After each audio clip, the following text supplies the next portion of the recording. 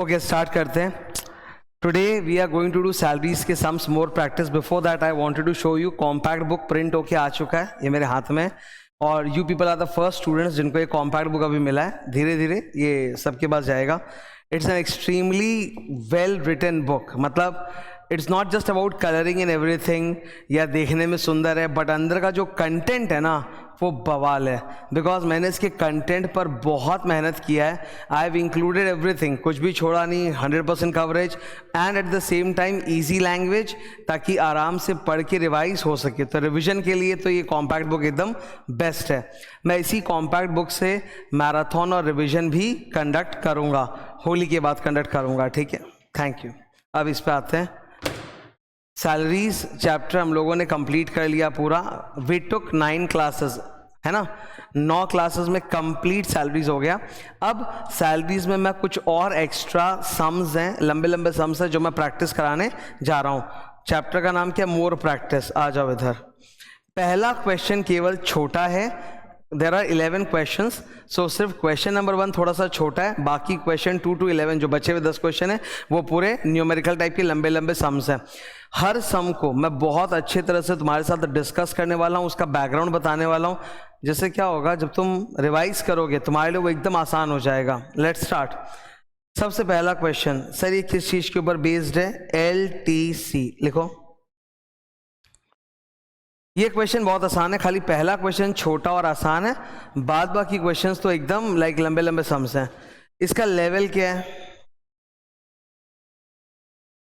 मैं हर क्वेश्चन के बगल में ना ये लिखवा दूंगा, easy, good, very good. Easy मतलब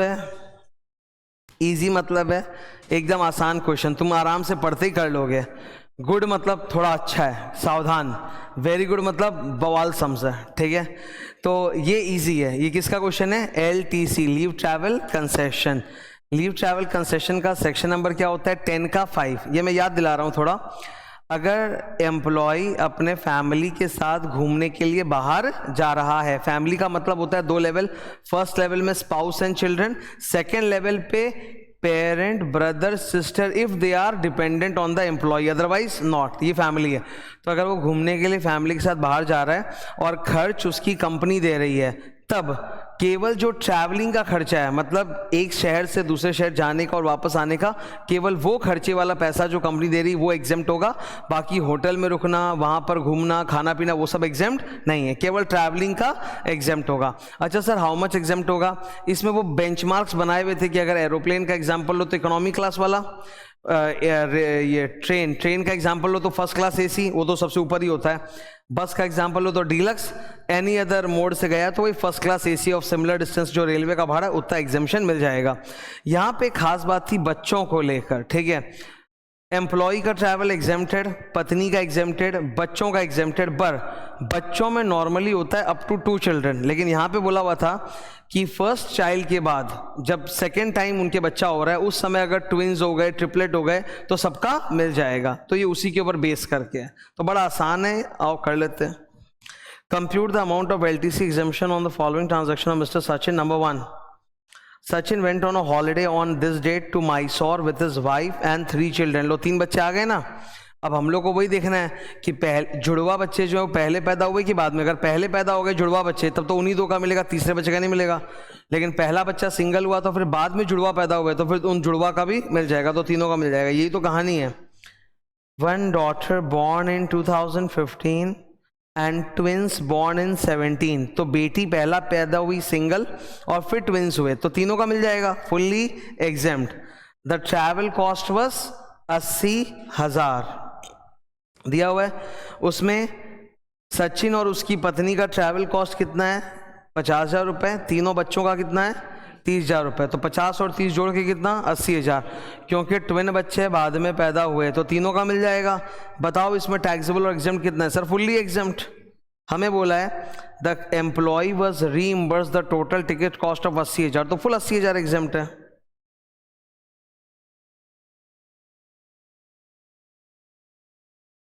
पहला। अब दूसरा इसी में कि मान लीजिए जो 3 बच्चे हैं उसमें से ट्विंस पहले पैदा हो जाते और सिंगल बच्चा जो है वो बाद में पैदा होता, तब तब सर ट्विंस दो बच्चों उसी का एग्जाम्शन मिलता, तीसरे बच्चे का एग्जाम्शन नहीं मिलता। नाउ तीसरे बच्चे का अमाउंट कितना है, इन्होंने बोला पति और पत्नी का ट्रैवलिंग कॉस्ट 50,000 है और तीनों बच्चों का 30,000 है, तो एक एक बच्चे का 10,000 है, तो तीसरे बच्चे का कितना 10,000 रुपया, वो 10,000 रुपया टैक्सेबल होगा।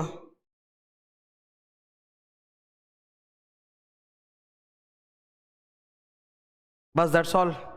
अब देखो ये पूरा का पूरा सॉल्यूशन नीचे किया हुआ है कि नहीं, ये देखो मैंने पूरा अच्छे से हर एक सॉल्व सम में I have given full proper notes, ताकि रिवीजन के टाइम पे दिक्कत नहीं हो। ये देखो इधर वो ट्विंस वाली बात मैंने लिख के यहाँ पे बता दी है कि अगर सिंगल चाइल्ड के बाद मल्टीपल बर्थ होते हैं तो सारे बच्चों का एग्जाम्शन। फिर ये आंसर 1, आंसर 2।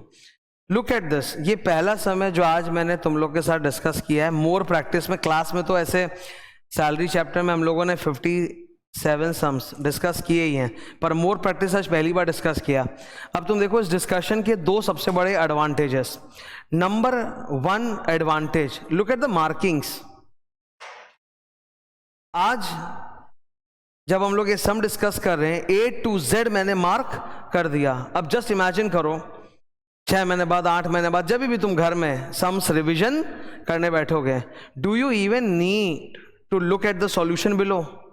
तुम ऊपर ही देखोगे, पड़ाक से हो जाएगा तुम्हारा कि सर LTC का क्वेश्चन है, इजी है, सर इजी बोला है मतलब फटाफट हो जाएगा, अपने से पढ़े टक टक टक टक सारा इंपॉर्टेंट डेटा मार्क, आंसर वहीं पे, तुमको नीचे पढ़ने की भी जरूरत नहीं पड़ रही। तो that's the first big advantage, the markings. The second big advantage, salary में मैंने LTC पढ़ाया था। अब बात ऐसी होती है कि जब एक स्टूडेंट सम्स करने बैठता है तो उसको याद तो आता नहीं है कि सर LTC में क्या बोला था, एक बार ताजा बता दो। तो व्हेन आई स्टार्टेड द सम, क्या मैं सीधा सम्स में घुस गया था कि मैंने LTC का टॉपिक फटाक से पहले रिवाइज करा है, तो उस बहाने अपना एक रिवीजन भी हो गया LTC का। That is the advantage of these classes, कि इन क्लासेस मोर प्रैक्टिस के माध्यम से क्या होता है कि before going into sums I will revise the entire sections and all that for you, ताकि वो दिमाग में आ जाए, और फिर जब सम्स करेंगे तो वहीं पे तो सारा मार्क करते जाएंगे। तो जब तुम फ्यूचर में रिवाइज करोगे it will be very easy for you. Let's start question number 2। अब सर यहाँ से सारे लंबे सम्स स्टार्ट हो रहे हैं, बी वेरी केयरफुल। कैलकुलेटर चाहिए, ठीक है, मतलब कैलकुलेटर हमेशा तैयार रखना, वही तुम्हारे लिए सबसे बड़ा हथियार है। तन तन तन तन तन कैलकुलेटर, लिखा पढ़ी तो ज़्यादा है नहीं, वो तो सॉल्यूशन नीचे मैंने बना ही रखा है, खाली पेन चाहिए फॉर मार्किंग द क्लूज। कोई भी क्वेश्चन को स्टार्ट करने के पहले मैं ऑब्वियसली तुमको उसकी एक भूमिका दूंगा, इंट्रोडक्शन दूंगा। इस क्वेश्चन का सार क्या है?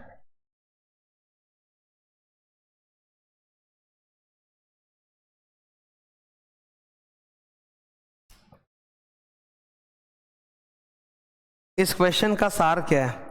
सर ऊपर मैंने क्या लिखा है, लॉट ऑफ परक्विजिट्स, मतलब तुम समझ गए, पहले से तुम्हारा ब्रेन तैयार हो गया कि इस क्वेश्चन में हमें बहुत सारे परक्विजिट्स मिलने वाले हैं, तो तुम्हारा माइंड पहले से रेडी हो गया इस चीज़ के लिए, तो तुम तैयार हो कि अच्छा बहुत सारा परक्विजिट्स आएगा अंदर। Some perquisites are exempted and some are taxable, ठीक है। दूसरा मैंने बगल में क्या लिखा है, गुड, मतलब ये लल्लू सड़क छाप सम्स नहीं है, थोड़ा अच्छा है, तो थोड़ा हम लोग को मेहनत करनी पड़ेगी, तो मेहनत के लिए तैयार हो जाओ। Let's start. Compute income from salary of mister Rahul.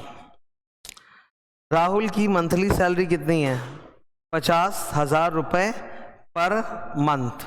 ये बेसिक होगा, कुछ नहीं बोला तो ये बेसिक होगा, लिखो बी, ठीक है, लिख दिया तुमने। आगे पढ़ो क्या लिखा है, and entertainment allowance. Entertainment allowance केवल गवर्नमेंट एम्प्लॉय को डिडक्शन मिलता है, बाकी सबके लिए फुल्ली टैक्सेबल।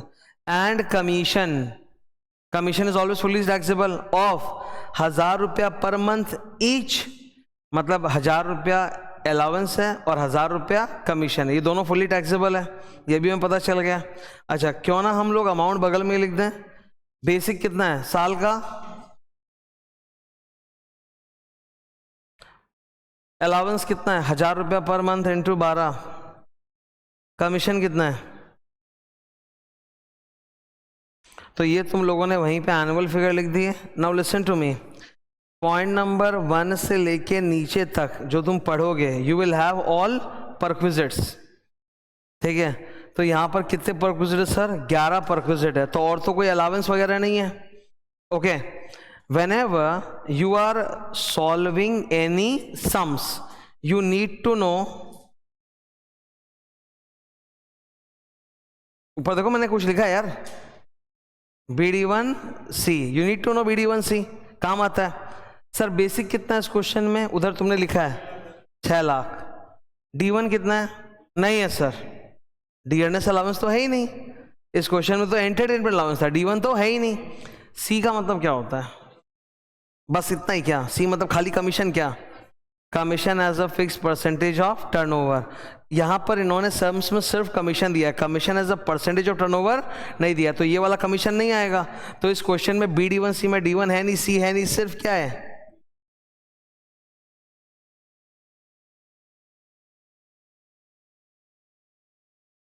ठीक है। नाउ BD1C तुमने निकाल लिया ताकि काम आए तो पता रहे। अच्छा नेक्स्ट सुनो, ये परक्विजिस का क्वेश्चन है ना, लॉट ऑफ परक्विजिस। तो परक्विजिस के क्वेश्चन में सर RFA तो होना ही है, वो तो मदर परक्विजिट है। सबसे फेमस परक्विजिट कौन सा है, घर, रेंट फ्री एकोमोडेशन। तो घर वाला परक्विजिट की वैल्यू क्या होती है, 15% ऑफ सैलरी। नाउ RFA में 15% ऑफ सैलरी जो होता है, वहां सैलरी का मतलब BD1C नहीं होता, वहां सैलरी का मतलब होता है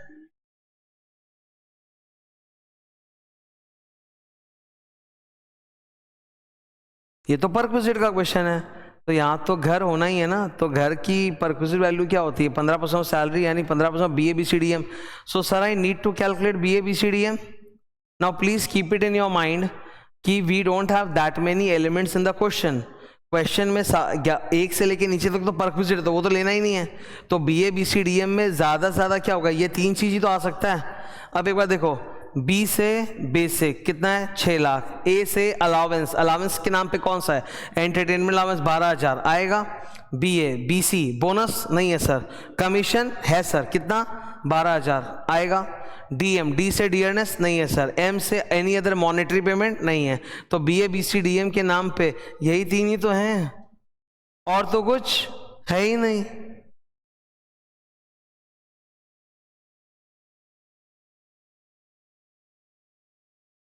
So look at this please, when you are starting the sums at that time itself you have all the numbers with you। तुमको क्या क्या नंबर्स काम आ सकते हैं, BD1C, तुमको क्या क्या आ सकता है, BABCDM तुमने सब निकाल रखा है। अब तो परक्विजिट आएगा और तड़ मैं सारा परक्विजिट सॉल्व करके बगल में लिखते जाऊंगा। सबसे पहला परक्विजिट क्या है, घर।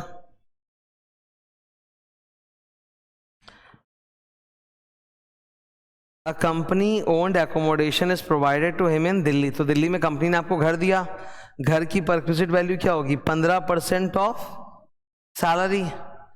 सैलरी मतलब BABCDM मतलब कितना है, ऊपर लिखा है तुमने 6 लाख। बताओ सर अमाउंट, गंदा फिगर आया क्या, 93,600 कोना में लिख दो छोटा छोटा। अच्छा फर्नीचर भी हमें दिया गया है, फर्नीचर कॉस्टिंग 2,40,000 बस प्रोवाइडेड ऑन 1 अगस्त। अच्छा घर तो साल भर मिला है पर फर्नीचर पूरे साल नहीं मिला, फर्नीचर 1 अगस्त से मिला है। तो 1 अगस्त से मतलब कितने महीने मिला है फर्नीचर, 8 महीने है ना, अगस्त से लेके मार्च। ये थोड़ा सा फास्ट होना पड़ेगा कि सर 8 महीने कैसे बोला, तो फटाफट सोचना पड़ेगा। देखो सर 1 अगस्त से कहानी चालू है, तो शुरू का कौन सा महीना छोड़ा, 4, 5, 6, 7, 4 महीने छोड़े ना, अप्रैल से लेके 4, 5, 6, 7 4 महीने छोड़ दो तो 12 महीने चाहिए, 8 महीना। तो 2,40,000 इंटू 10% इंटू 8/12 बोलो सर एग्जैक्ट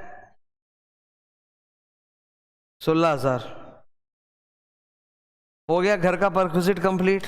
यस और नो, हो रहा है ना, तो मेंटली क्लियर पूरा। नेक्स्ट सर, नेक्स्ट तो लल्लू है, तुम लोग कर दोगे। हमें एक लोन मिला है, कितने का लोन मिला है, 5 लाख। लोन कब मिला है, तारीख 1/8/2022 मतलब 8 महीने के लिए लोन मिला है ना, अगस्त से लेके मार्च। कंपनी ब्याज कितना ले रही है, 6.75। SBI का ब्याज कितना है, 12.75 दिख रहा है। तो मेरा सेविंग्स कितना हो रहा है 6%। तो interest is how much, 6% of 5 lakh into 8/12 exact. देख लो तुम खटखट करते पा रहे हो कि नहीं, यही तो चाहिए confidence. 3 number, the company gave him a ring, अंगूठी दिया है ऑन हिज बर्थडे, 14,900 का। ये तो गिफ्ट है सर, गिफ्ट में कितना एग्जाम्प्ट है 5,000 लिखो, माइनस 5,000, तो 14,900 में 5,000 गया।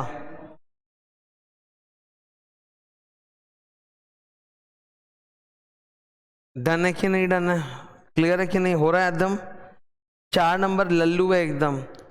He made purchases of 12,000 on credit card, और क्रेडिट कार्ड की चार्जेस अलग से 2,000 और है, तो 14,000 हुए ना।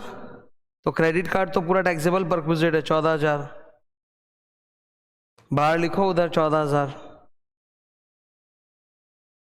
सही जा रहा है कि नहीं।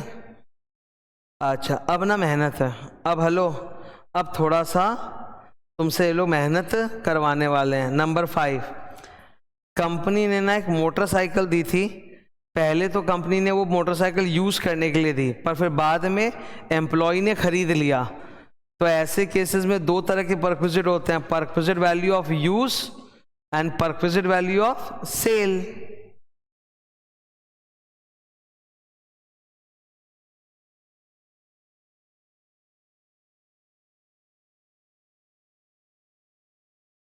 बगल वाले लेफ्ट साइड के पेज में खाली स्पेस है ना, लेफ्ट साइड वाले पेज में खाली स्पेस है, उसी में लिख लेते हैं। आओ,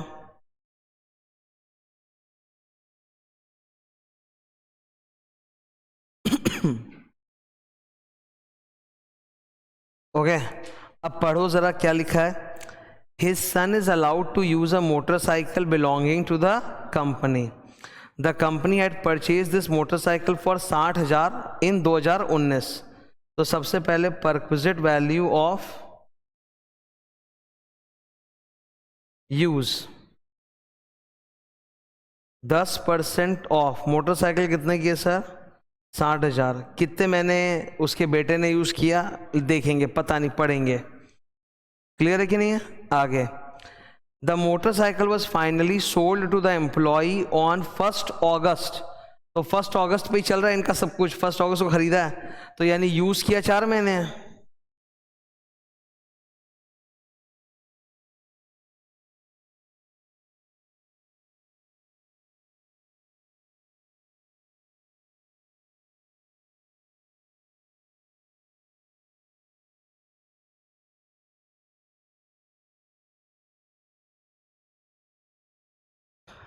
फर्स्ट अगस्त को उसने कंपनी से मोटरसाइकिल खरीद लिया। मोटरसाइकिल पे डेप्रिसिएशन कितना होता है 10% SLM, कार पे होता है 20% WDV, ठीक है।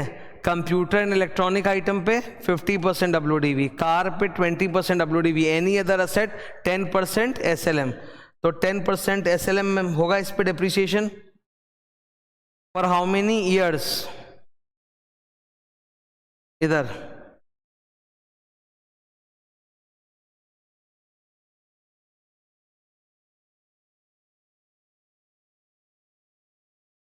फर्स्ट 5/2019 को खरीदा था और बेचा कब है 1 अगस्त 2022। तो 3 साल 3 महीने, तो हमें कितना लेना है 3 साल।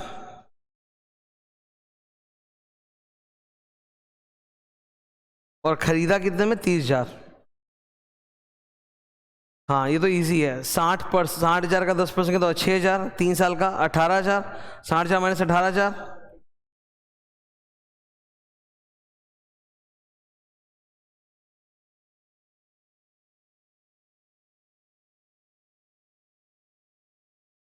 कितना हुआ 14,000, ठीक है। लिखिए उधर मोटरसाइकिल,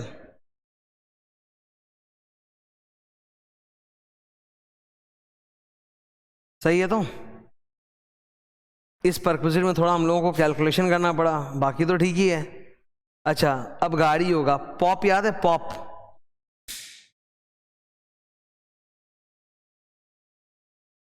कंपनी ने इसको एक गाड़ी दी है, खर्चे एम्प्लॉय खुद उठा रहा है, तो it's a case of employer employee. गाड़ी कंपनी ने दी है और खर्चे एम्प्लॉय उठा रहा है, तो it's a case of employer employee, pop employer employee. तो ऐसे केस में 600 900 होता है, 600 या 900। गाड़ी का लीटर बताओ, 1.5 लीटर, तो सर छोटा गाड़ी है, 1.5 600 900 में से 600 लेंगे, 600 रुपया पर मंथ। ड्राइवर के बारे में कुछ बोला है क्या? नहीं सर, मतलब सेल्फ ड्रिवन है तो ड्राइवर का 900 अलग से ऐड नहीं होगा। 600 पर मंथ इंटू 12, 7,000।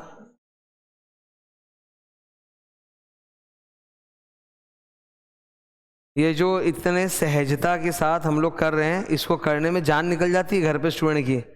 स्टूडेंट घर में डरता रहता है, कॉन्फिडेंस नहीं आता, ठीक है, इट्स लाइक दैट।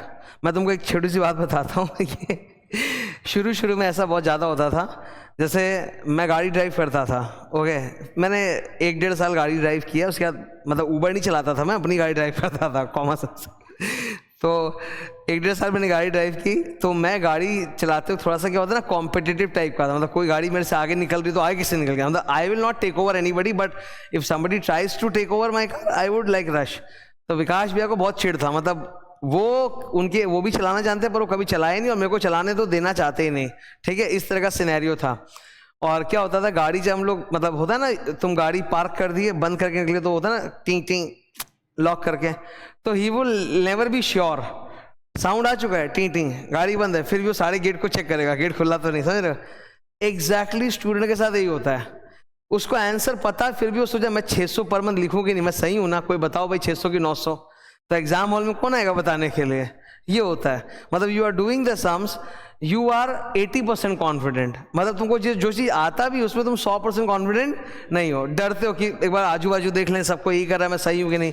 तो यही हम लोग को 80 को 100 करना है, कि खुद पे इतना विश्वास हो जाए कि इधर उधर पूछने की ज़रूरत नहीं है, किसी की अप्रूवल की ज़रूरत नहीं है। 7 number, company pays the telephone bill of 18,000 for telephone at residence. तो ये तो टेलीफोन पर रिक्विजिट है, घर का टेलीफोन का बिल कंपनी दे रही, टेलीफोन पर requisite is fully exempt. 8 number, official tour पे गया था, अंडरलाइन, ऑफिशियल टूर पे गया था, होटल में रुकवाया, तो ऑफिशियल टूर के लिए अगर होटल में रुकवाया तो 0। 9 नंबर, लंच मिलता है इसको ऑफिस आवर्स में, कॉस्ट कितना है टोटल साल का 12,000, और साल में दिन कितने हैं 300, मैं तो मानूंगा दिन में एक ही बार लंच मिलता होगा, तो 12,000 रुपये डिवाइड बाय 300,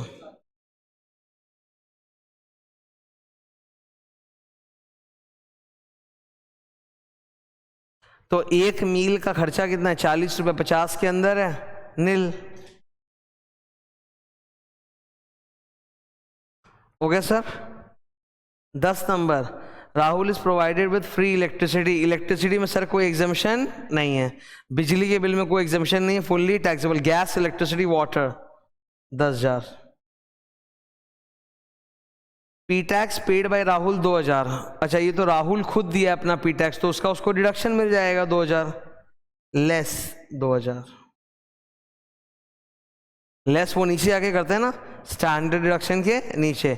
तो इधर देखो सारे फिगर्स तुम लोग ऐड करोगे ऊपर, वहां से रेड कलर से चालू हो रहा है पूरा, everything you add up and then जो आएगा उसको बोलते हैं ग्रॉस सैलरी, उसमें से हम लोग माइनस करेंगे 50,000 रुपये स्टैंडर्ड डिडक्शन, इस क्वेश्चन में पी टैक्स है तो 2,000 रुपया पी टैक्स, एंटरटेनमेंट अलाउंस का डिडक्शन नहीं मिलेगा बिकॉज ये सरकारी एम्प्लॉई नहीं है, ठीक है। तो सब जोड़ जाड़ के gross salary is coming to 8,08,700, उसमें से दो चीज़ें सब्ट्रैक्ट होंगी, एंटरटेनमेंट अलाउंस का राहुल को डिडक्शन नहीं मिलेगा because he is not a government employee, तो टैक्सेबल सैलरी कितना आ रहा है 10 पाया आंसर। ये तुम वहीं पे रफ में हम लोग सॉल्व किए थे ना मोटरसाइकिल का, वही है, देख लो नोट। डन है कि नहीं? So it was a nice sum. इस सम्स के थ्रू देखो बहुत कुछ सीखने को मिला। इस सम्स के थ्रू तुमको अप्रोच सीखने को मिला। कोई भी लंबा सम जब करो तो इट इज बेस्ट कि पहले ही एक बार टटोल लो कि इस सम में परक्विजिट ज्यादा है कि अलाउंस ज्यादा है। तो ये परक्विजिट का क्वेश्चन था। दूसरा, you must calculate BD1C and BA-BCDM। काम आता है ना सर, रेंट फ्री अकोमोडेशन में BA-BCDM और बाकी सब में BD1C काम आता है, इसे पहले ही निकाल लो। इस क्वेश्चन में BD1C काम नहीं आया था पर हमने निकाल लिया था सेफ्टी के लिए पहले ही, ठीक है। क्वेश्चन 3,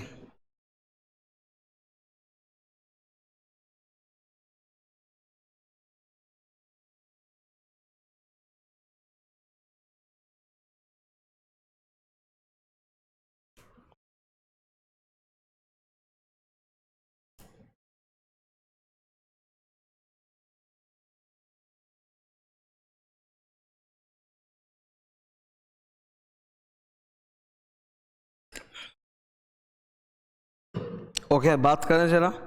इधर सुनो सर, पिछला क्वेश्चन में डोमिनेट कौन कर रहा था? इधर कौन डोमिनेट करेगा? अलाउंसेस में कौन सा अलाउंस ऐसा है जिसमें फॉर्मूला होता है एग्जामिशन का? HRA, वही सर, उसी में हम लोग की थोड़ी सी टाइट होती है क्योंकि इसमें फॉर्मूला है हाउस रेंट अलाउंस में। संयोग की अजीब बात मैं देख रहा हूं कि अलाउंस के क्वेश्चन में HRA ही नहीं है। ये अलाउंस का क्वेश्चन, इसमें बाकी सब है पर HRA अलाउंस नहीं है। तो अच्छी बात है, हमारा वो जो मेहनत होता वो बच गया, बाकी सारे अलाउंस है। Let's see, compute salary of Kartik from the following. वो मयंक स्टील्स में काम करता है, उसकी पैकेज ऐसी है। बेसिक सैलरी, साल में प्रमोशन हुआ था इसका बीच में, तो 31 अगस्त तक इसकी सैलरी कितनी थी? 40,000। 31 अगस्त मतलब कितना महीना हो गया? 5 महीना, अप्रैल मई जून जुलाई अगस्त।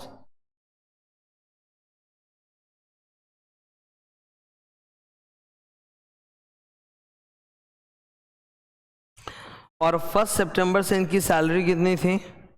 50,000 रुपये पर मंथ। सितंबर से लेके मार्च कितने महीने हो गए? 7।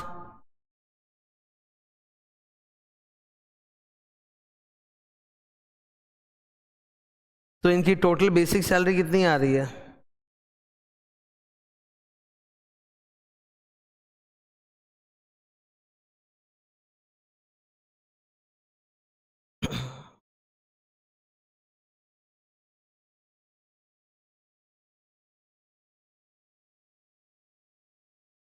यहां तक सही है? तो 5,50,000 तो इजी था बहुत। अच्छा, ट्रांसपोर्ट अलाउंस, क्या ये आदमी blind, def, dumb, orthopaedically handicap है? नहीं, तो ट्रांसपोर्ट अलाउंस में कोई एग्जामिशन नहीं मिलेगा। पूरा अमाउंट लिखो बाहर। कितना लिखूं मैं?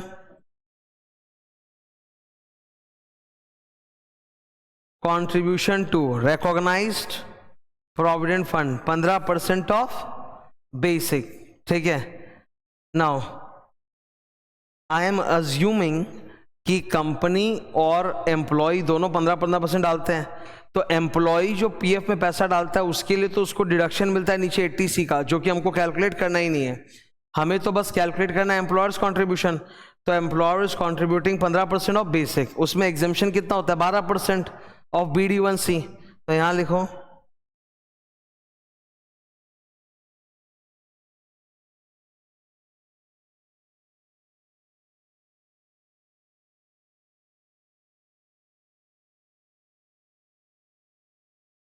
रुक जाओ, ठीक है।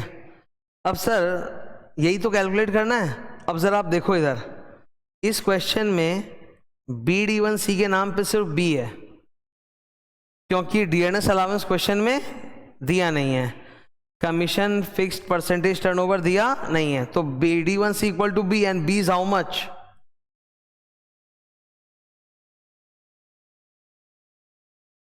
ठीक है। तो अल्टीमेटली हमें कैलकुलेट 5,50,000 आ गया BD1C। तो अब यहां देखो 15% of B minus 12% of BD1C, तो B है, तो 15% of B minus 12% of B equal to 3% of B, है ना? इक्वल टू 3% ऑफ B, और 3% ऑफ बेसिक 3% ऑफ 5.5 लाख कितना आता है बोलो?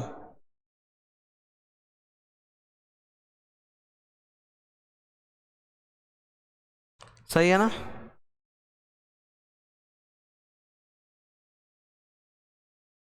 चार number, children education allowance, he has 2 children.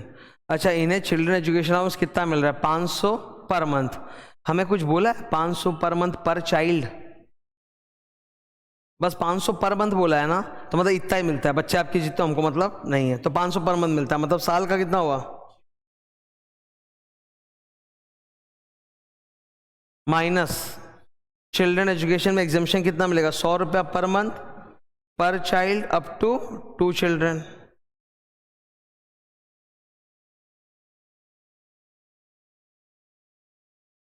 सही है सर।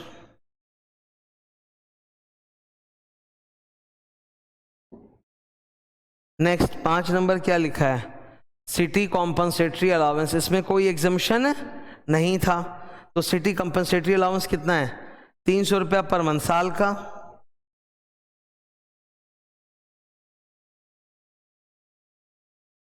ओके, फिर देखो हॉस्टल अलाउंस मिल रहा है, 2 बच्चे हैं, हॉस्टल अलाउंस कितना मिल रहा है? 380 रुपया पर मंथ इंटू 12 बोलो।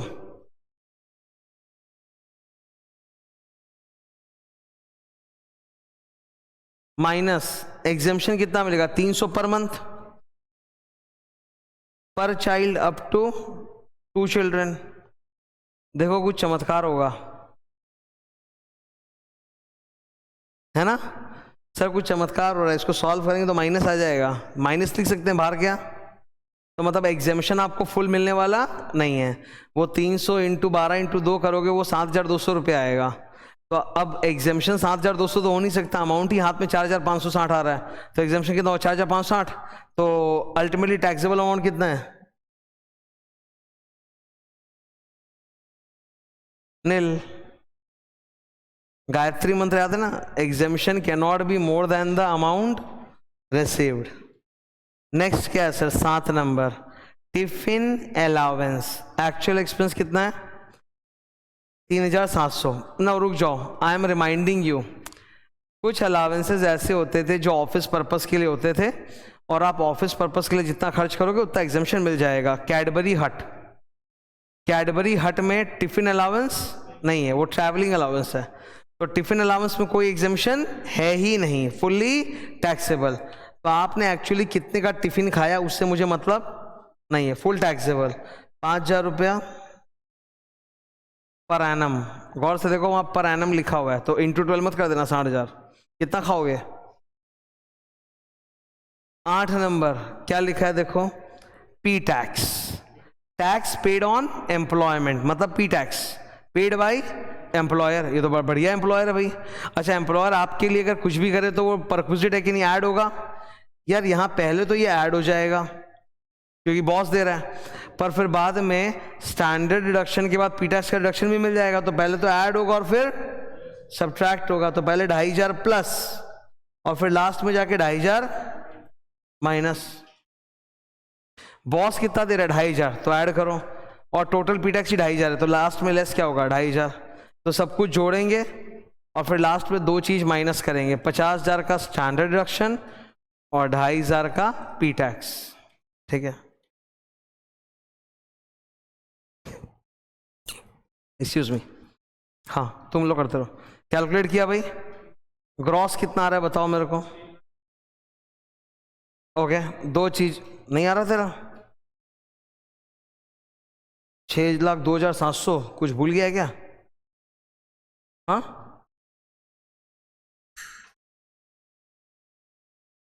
माइनस अभी थोड़ा ना करना है, माइनस तो बाद में करना है, पहले तो ग्रॉस निकालो, फिर लास्ट में 50,000 स्टैंड डिडक्शन और 2,500 का पी टैक्स माइनस करो।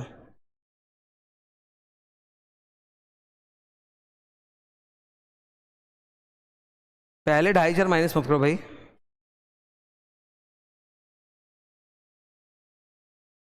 आ रहा है सही आंसर?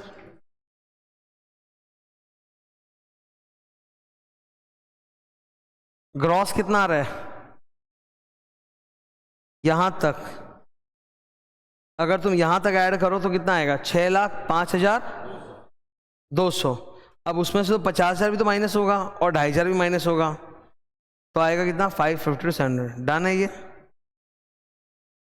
तो अभी देखो दो लंबे सम्स हुए ना, एक पर्क वाला और एक अलावेंस वाला। थोड़ा हाथ खुल रहा है, दिमाग खुल रहा है कि हाँ ऐसे ऐसे सम्स को अटैक करना है। नंबर 4,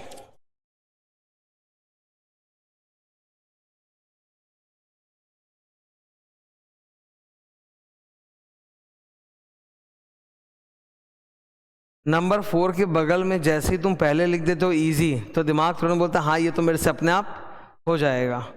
अच्छा, इस क्वेश्चन में भी डोमिनेट कौन करेगा? परक्विजिट्स। ठीक है, मैं बहुत सारे सम्स अभी करा रहा हूँ, ये 11 सम्स जो करा रहा हूँ ना, इसे देखना तुम्हारा सारा एक मतलब कॉन्फिडेंस आ जाएगा कि हर जगह कैसे कैसे अटैक करते हैं, अप्रोच क्या होता है। और सबसे बड़ी चीज़ होती है अप्रोच। अगर सम्स को करने का एक बार अप्रोच माथे में क्लियर हो जाए ना, हम किसी सम में गलती करेंगे ही नहीं। और वो कोई भी सब्जेक्ट हो सकता है। वो हमारे सिलेबस में 300-400 मार्क के सब्जेक्ट ऐसे हैं जो कि नंबर्स पे बेस्ड हैं, सम्स पे बेस्ड हैं। अगर एक बार तुम्हारे अंदर वो सम सॉल्व करने की क्वालिटी आ गई ना, तुम सीधा एकदम रैंकर लेवल पे चले जाओगे। जो रैंकर्स वगैरह स्टूडेंट होते हैं उनका क्या होता है कि कुछ सब्जेक्ट में उनके मार्क्स थोड़े ज़्यादा चले जाते हैं। ऐसा तो ना कि रैंकर का मार्क्स तुमसे डबल आएगा, डबल तो आ ही नहीं सकता सर। पास मार्क 400 है तो वो थोड़ा ना 850 ला सकता है। ठीक है, 800 का तो टोटल ही है, तो थोड़े का ही फर्क होता है रैंक में। रैंक में घुसने के लिए 50-60 मार्क ज़्यादा चाहिए। नॉर्मल में एक स्टूडेंट 450 ला के पास होता है, 400 मतलब 400 तो मिनिमम पासिंग है, 450 ला के पास होता है। 50-60 मार्क्स और चाहिए, 500 प्लस होते वो रैंक में घुस जाएगा। रैंक तो 1 to 50 तक होता है। तो यहीं से तो नंबर बटोरेंगे कि सम्स आता है, सम्स कोई भी दे दो फोड़ देंगे। तो सम्स का कॉन्फिडेंस बहुत जरूरी है, खुद से एकदम तर सोचना। तो ये पर्क का क्वेश्चन है। Okay, now whenever you are doing any question you need to know BD1C and all that. ठीक है, विल सी टू इट, निकाल लेंगे। चलो पढ़ते हैं। अर्जुन ब्राइट लिमिटेड में काम करता है और उसका डिटेल्स पैकेज का इस तरह से हमें दिया हुआ है। पढ़ते हैं। बेसिक सैलरी अप टू 31 अक्टूबर, 31 अक्टूबर तक पैकेज इतना था, मतलब 7 महीना हुआ ना। अप्रैल से अक्टूबर कितना होता है? 7 महीना। कैलकुलेट कर लो, कोई दिक्कत नहीं है। अप्रैल मई जून जुलाई अगस्त सितंबर अक्टूबर, 7 महीने। तो 50,000 इंटू 7, और नवंबर से पैकेज ये हो गया 60,000। तो 5 महीने का 50,000 करके है, सॉरी 60,000 करके है, तो इंटू 5 3 लाख। तो इनकी टोटल कितनी आ रही है? तो आपको बेसिक पता चल गया, you got the B. Salary is due and paid on the last day of every month. तो ये तो बोलो नहीं तो मैं यही मानूंगा कि सैलरी हर महीने की आखिरी तारीख को ही मिलता होगा। Next, dearness allowance is 40% of basic. बोलो 6.5 लाख का 40%, 2,60,000।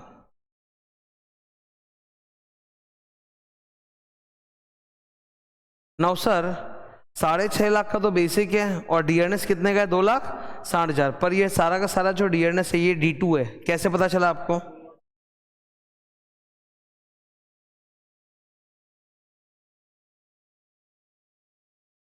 तो ये तो आएगा नहीं BD1 में। ठीक है, तो इस क्वेश्चन में D1 नहीं है, commission as a fix percentage of turnover वो भी नहीं है। तो इस क्वेश्चन में मैं आराम से लिख सकता हूं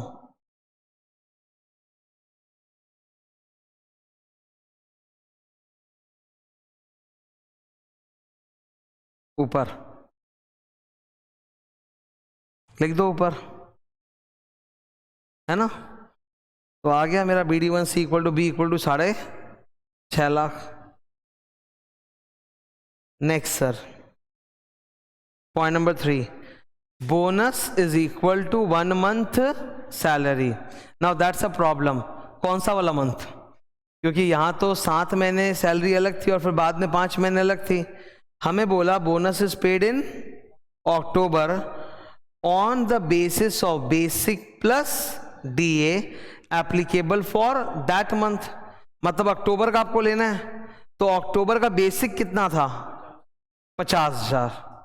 अक्टूबर का बेसिक कितना था 50,000 प्लस अक्टूबर का डीएनएस बताओ 40% ऑफ बेस डीएनएस का तो फॉर्मूला इन्होंने दिया ना 40% ऑफ बेसिक, तो 50,000 का 40% है ना,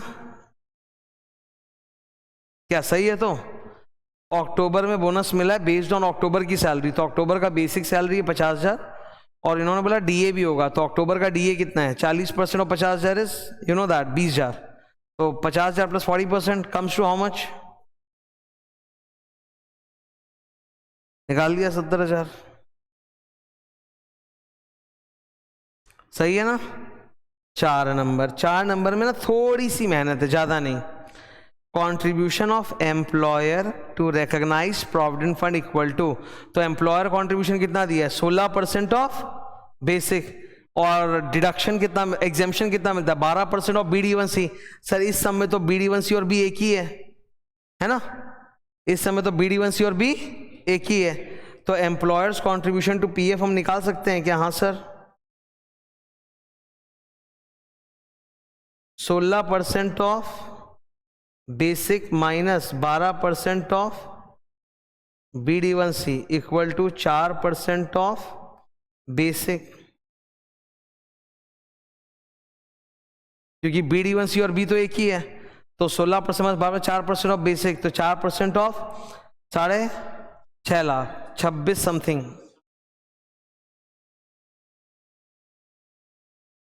26,000 की 100 26,000 टैक्सेबल है। हो रहा है कि नहीं हो रहा है?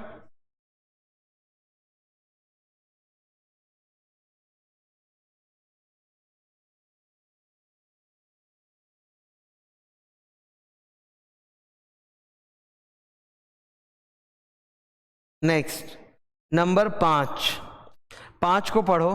मैं तुम लोग को एक तरीका सिखाऊंगा जिससे पीटैक्स में कभी भी कोई सम्स आएगा तो गड़बड़ नहीं होगा। 5 नंबर क्या पढ़ो? पीटैक्स पेड 3,000, आउट ऑफ विच 2,000 बस पेड बाय बॉस। आपके बॉस ने कितना दिया? वो तो तनख्वाह में ऐड होना चाहिए, ऐड 2,000, और आपका टोटल पीटैक्स कितना है 3, डिडक्शन जो मिलेगा वो टोटल पीटैक्स का मिलेगा। हमेशा पीटैक्स दिखते ही इनका हमेशा रहता है कि एम्प्लॉयर इतना दे दिया, तो जितना एम्प्लॉयर दिया प्लस और बाकी टोटल माइनस हो जाएगा, डिडक्शन मिल जाएगा।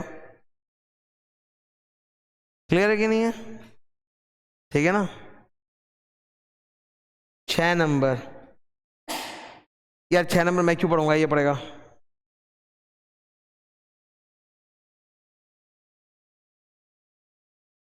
लैपटॉप घर पे अगर यूज करने मिला है तो उसकी वैल्यू क्या है, परक्विजिट वैल्यू क्या है, नील। आगे बढ़ो।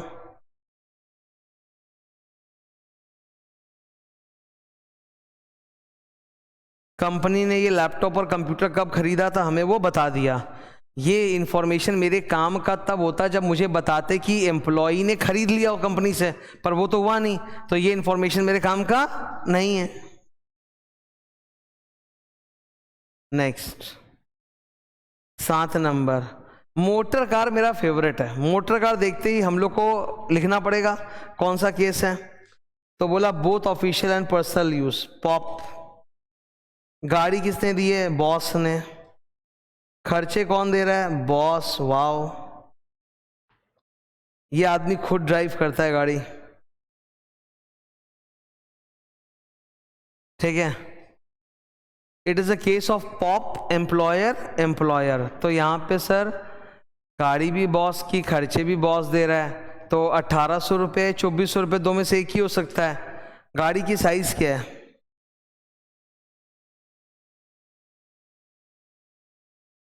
एक्सीड्स 1.6 लीटर, तो 1,800 की 2,400 सर 2,400 रुपया पर मंथ। अब सर मुझे ये देखना है गाड़ी कितने महीने यूज किया। ऊपर से पढ़ो, गाड़ी कब मिली इसको, 1 नवंबर को मिली ना, तो गाड़ी कितने महीने यूज किया, नवंबर, दिसंबर, जैन, फेब, मार्च, 5 महीने।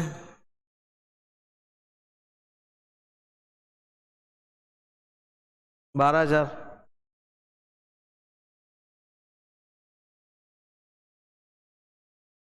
सही है। तो गाड़ी का एक्चुअल खर्च 45,000, वो तो बेकार है, बिकॉज ऐसे केसेस में तो स्टैंडर्ड वैल्यू होता है, तो एक्चुअल खर्च से तो मतलब है ही नहीं ना। आप 2400 रुपया सीधा लो, मल्टीप्लाई करो इंटू 5 महीना। कोई दिक्कत? क्लियर है सबको? तो इन्वॉल्व हो ना, मतलब कि सम्स हो रहा है ना एकदम। मैं लाइन बाय लाइन रीड नहीं कर रहा हूँ, रीड तो तुम कर ही रहे हो। क्लियर है? 8 नंबर सर एकदम सस्ता एग्जाम्शन है, वो ये वाला है तुम्हारा LTC। वो अभी करके नहीं आया क्या क्वेश्चन 1? बेटा ट्विंस, यहाँ तो सबके ट्विंस पैदा हो रहे हैं, मजाक चल रहा है। Leave travel concession, his wife and 3 children, 1 daughter 7 साल की, ट्विंस लड़के 3 साल के। तो बेटे बाद में हुए मतलब ट्विंस के, तो तीनों का एग्जाम्शन मिलेगा इसको। Cost of air ticket economy class ही है, लो तो मिल जाएगा। Reimburse by the company 3,000, 30,000 for adult, 45,000 for 3 children, fully exempt.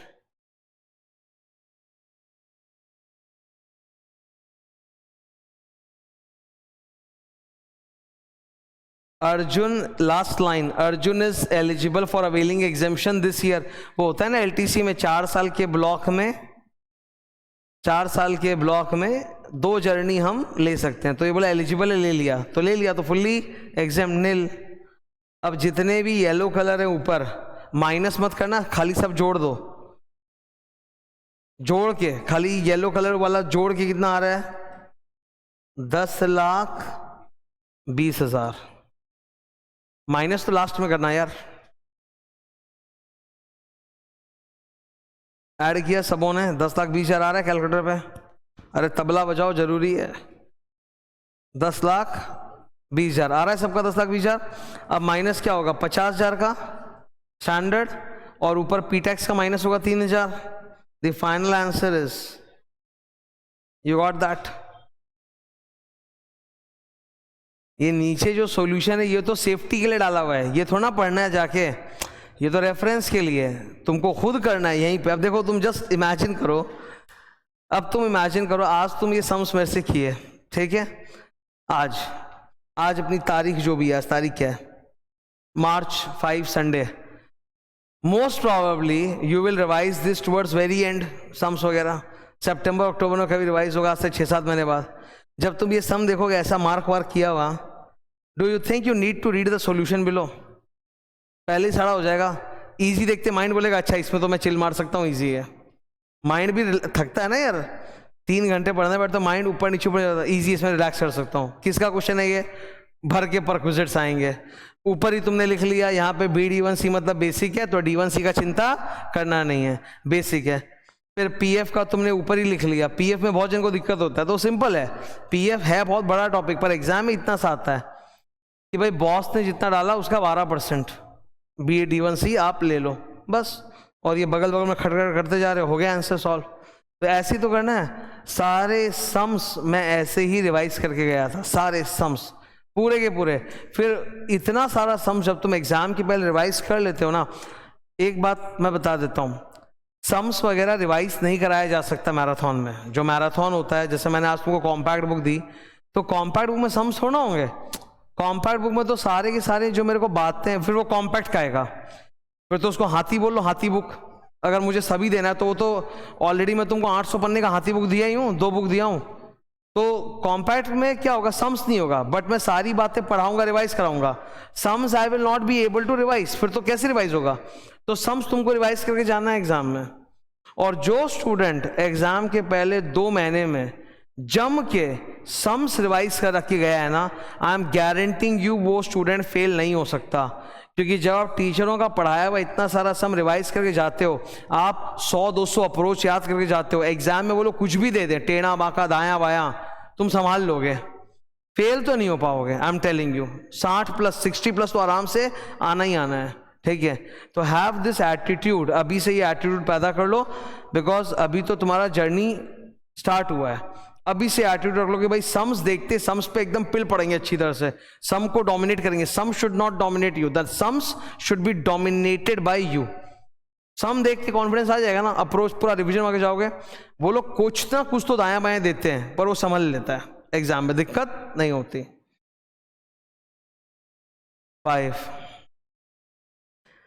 5 ना, सुनो हेलो, मैं लिखने वाला हूं good, but I am telling you ये सड़क छाप है। तो सर आप गुड क्यों लिख रहे हो? इसलिए ये इकलौता क्वेश्चन है किसका? तुम जानते हो ना, गवर्नमेंट एम्प्लॉय के केस में मैक्सिमम चीजें एग्जामिशन वगैरह सब आ जाती हैं, तो ये गवर्नमेंट एम्प्लॉय पे स्पेसिफिक एक क्वेश्चन बनाया हुआ है, इसलिए मैंने गुड लिख दिया, मतलब once in a rare case, otherwise इसकी औकात गुड वाली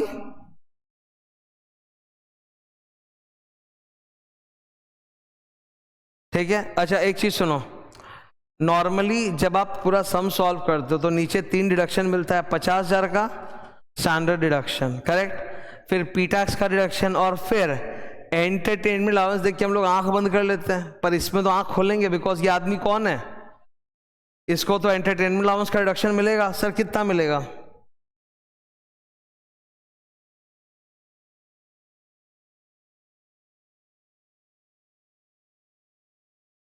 तुम लोग चैट करो, मैं ऊपर लिख रहा हूं।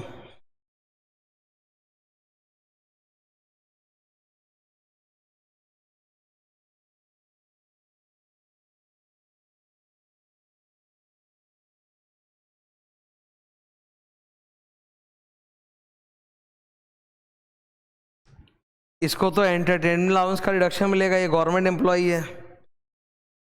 अच्छा, how much entertainment allowance he is getting? 4,000। जितना मिला उससे ज़्यादा तो हो नहीं सकता सर। मैक्सिमम एंटरटेनमेंट अलाउंस में डिडक्शन कितना मिलता है? 5,000। और इसमें भी एक फॉर्मूला है, फॉर्मूला क्या है? 1/5, 1/5 ऑफ बेसिक। एक कमाल की बात देखो इधर, सुनो हेलो, क्या यहां कहीं भी पर मंथ लिखा है? क्या यहां अंदर में पर मंथ लिखा है? क्या पर्टिकुलर्स के ऊपर वाली लाइन में लिखा है कहीं मंथली वर्ड? तो इसका मतलब ये जो डेटा है ये, तो इस बंदे की तो बेसिक सैलरी ही बहुत कम है, 40,000 रुपया पर एनम, पर मंथ नहीं है, 40,000 पर एनम। तो 1/5 ऑफ 40,000 कितना होता है? 8,000।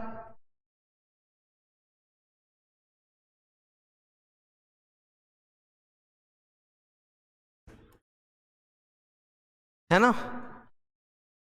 इसका तो पर एनम बेसिक ही 40,000 है, उसका 1/5 कितना? 8,000। तो अब 4,000, 5,000, 8,000 में से लोवेस्ट कौन सा है?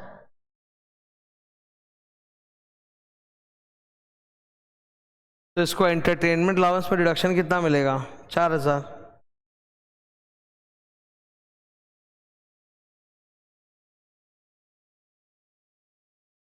ठीक है, अब आओ पढ़ लेते हैं अंदर से। सचिन एक सरकारी एम्प्लॉई जिसका पैकेज ऐसा है, बेसिक 40,000, लिख दो बाहर 40, बाहर लिख दो 40,000, DNS allowance 15,000, commission 10,000, entertainment allowance 4,000 पहले ऐड होता है और फिर बाद में 4,000 का रिडक्शन मिल जाएगा। पहले तो अलाउंस ऐड होगा और फिर नीचे जाके अलग से डिडक्शन मिल जाएगा,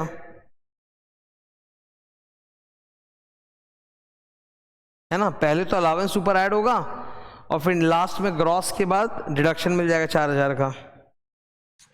मेडिकल एक्सपेंसेस रीइंबर्स्ड, मैं मानूंगा प्राइवेट अस्पताल है तो फुल, बोला है क्या? ओ नहीं, गवर्नमेंट एम्प्लॉय तो मतलब क्या, गवर्नमेंट एम्प्लॉय अगर गवर्नमेंट अस्पताल में इलाज कराने गया होगा तो रीइंबर्समेंट की बात ही कहाँ है, वो तो डायरेक्टली पेमेंट हो गया होगा। कुछ नहीं बोला तो मैं क्या मानूंगा? प्राइवेट अस्पताल में इलाज करवाया, taxable 25,000। Professional tax paid 2,000 was paid by the employer, बताया ना, जितना वो देता है ऐड होगा, और फिर टोटल कितना है? 3,000 का आपको डिडक्शन मिल जाएगा अलग से।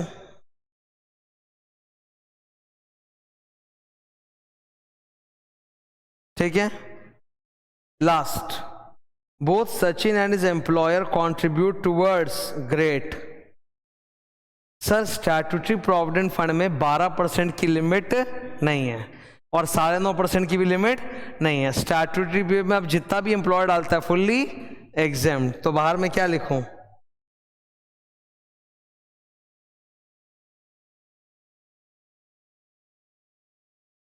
ये ग्रॉस रेड कलर का सारा जोड़ के बताओ कितना आ रहा है। अब इसमें से 3 चीज माइनस हो जाएगी ना। 50,000 स्टैंड डिडक्शन, पी टैक्स 3,000 और entertainment allowance 4,000 minus 50 minus 3 minus 4। बोलो ये आदमी तो ऐसे भी टैक्स लिमिट के बाहर था ही, पता है हम लोग को, पर हम लोग जस्ट सम सॉल्व कर रहे हैं। 2.5 लाख तक तो किसी इंसान को टैक्स देना ही नहीं है। ओके क्या क्लियर है? तो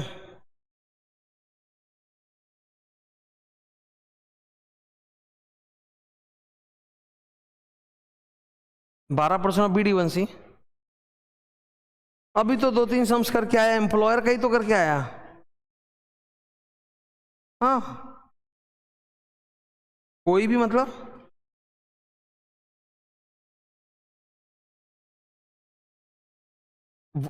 अरे सम्स में बोला है कि वो देता है सपोज 16% ऑफ बेसिक, उससे फर्क नहीं है। एग्जेम्पशन तो 12% ऑफ BD1C मिलेगा। ठीक है क्वेश्चन 5 हो गया। 6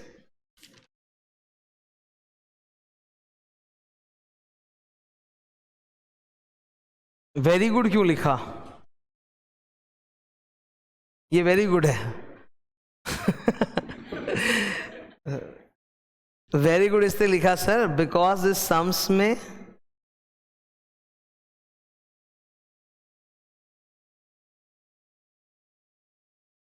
रिटायरमेंट बेनिफिट्स आएंगे, gratuity, provident fund, pension, leave, salary, वो सब।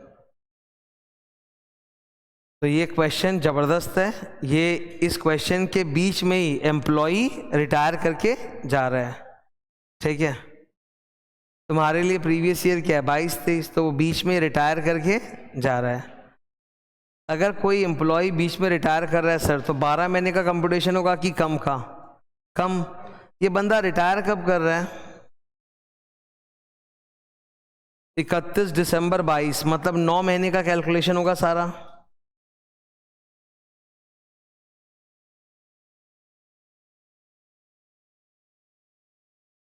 जो आदत पड़ गई है हर जगह पर मंथ देखते ही इंटू 12 नहीं इंटू 9। ठीक है तीसरा पॉइंट, इस क्वेश्चन में HRA है, हाउस रेंट अलाउंस। अभी तक जितने क्वेश्चन करे उसमें HRA नहीं आया था ना, अब आ गया HRA। ठीक है तुम लोग सब मेरे को ध्यान से सुनते जाना।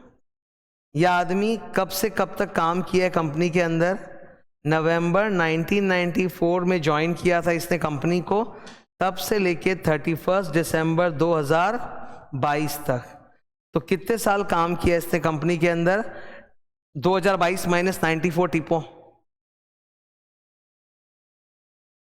2022 माइनस 1994, 28 साल 1-2 महीना। तो कंप्लीटेड ईयर कितना है? 28 साल।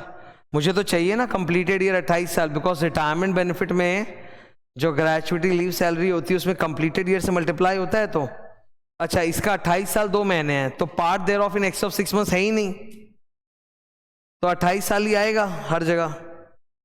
ठीक है दिल्ली में काम कर रहा था ये, 28 साल काम किए दिल्ली में। HRA दिल्ली में मिला होगा। अच्छा HRA का फॉर्मूला क्या होता है? वो जो हाथों का इशारा मैं पढ़ाता हूं। HRA receive number 1, number 2 rent paid minus 10% of salary, मतलब BD1C टर्म सैलरी। थर्ड 40% अथवा 50% ऑफ सैलरी। कहाँ का आदमी है? आबादी बहुत ज़्यादा, 50% ऑफ सैलरी। तो इसके केस में फॉर्मूला में क्या आएगा, 50% ऑफ सैलरी। तो सैलरी के लिए तो आपको BD1C चाहिए, बताओ इसका BD1C। सर इस क्वेश्चन में, इधर हेलो, इस क्वेश्चन में सर D1 है ही नहीं, D2 है, और कमीशन परसेंटेज टर्नओवर वो भी नहीं है, तो BD1C इक्वल टू B। कितना लिखूं बोलो? हाँ 4,50,000, वेरी गुड, यही सुनना था। हाँ 9 मंथ्स का मल्टीप्लाई करके बोलिए। बेसिक सैलरी कितना है इस मनुष्य का, 50,000 पर month into 9 months equal to 4,50,000।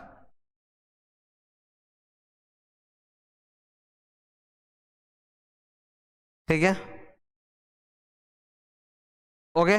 तो तुमने ऊपर BD1C भी निकाल लिया। अच्छा, सेकेंड पॉइंट क्या लिखा है, डियरनेस अलाउंस 2,000 पर month into 9 months equal to 18,000। तीसरा पॉइंट, सिटी कॉम्पनसेटरी अलाउंस, ऐसा कोई नाम अलाउंस में एग्जम्पशन था? नहीं। एंटरटेनमेंट अलाउंस, ये सरकारी एम्प्लॉय भी नहीं है तो उसमें भी एग्जम्पशन नहीं। तो 300 पर मंथ, 400 पर मंथ इंटू 7, बोलो, जोड़ के बोल रहा है, 300 पर month into 12 plus 400, sorry 300 into 9 plus 400 into 9,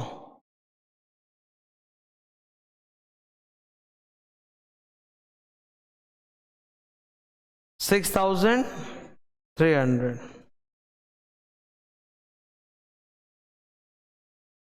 ठीक है, अब आया सर हमारे सामने HRA।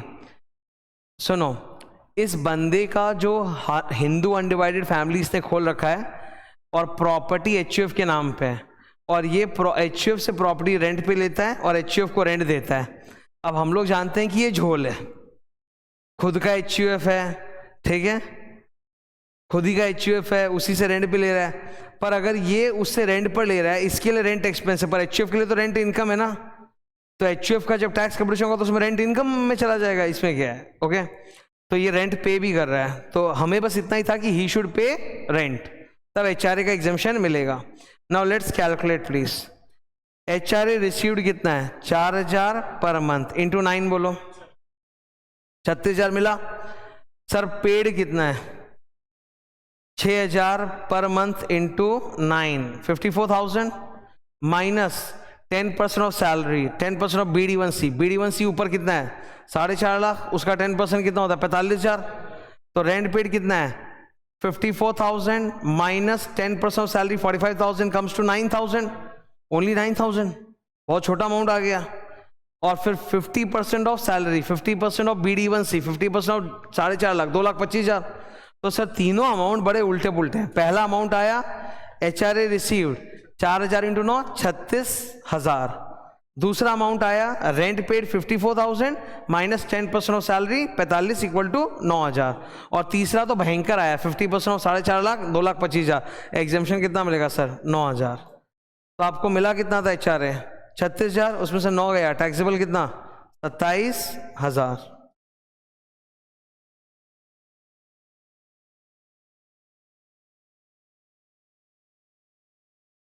ठीक है, इधर देखो नीचे,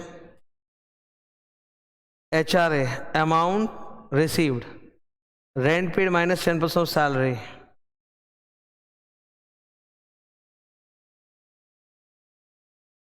मिल गया सबको हाईलाइट, क्लियर है ना HRA?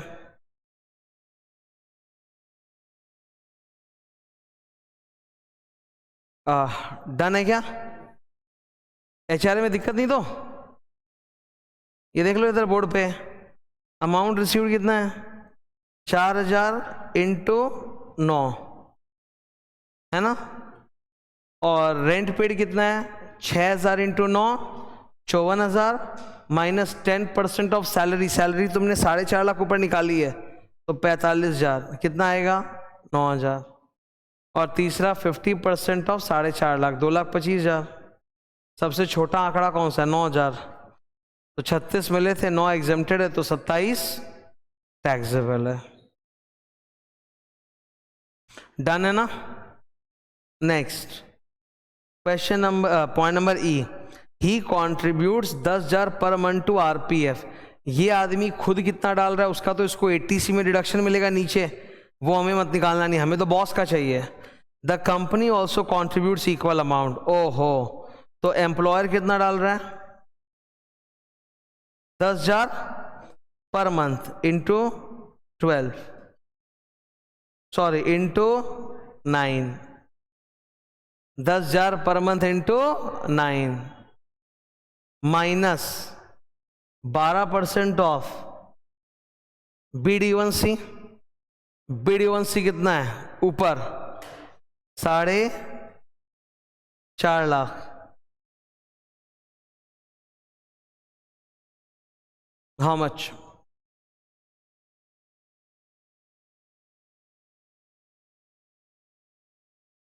कितना आ रहा है इधर? 36।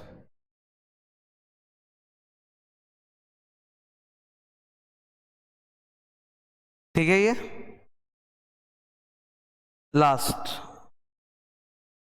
लास्ट वाले में ना बहुत मेहनत है, हड़बड़ी और गड़बड़ी मत करना, ठीक है।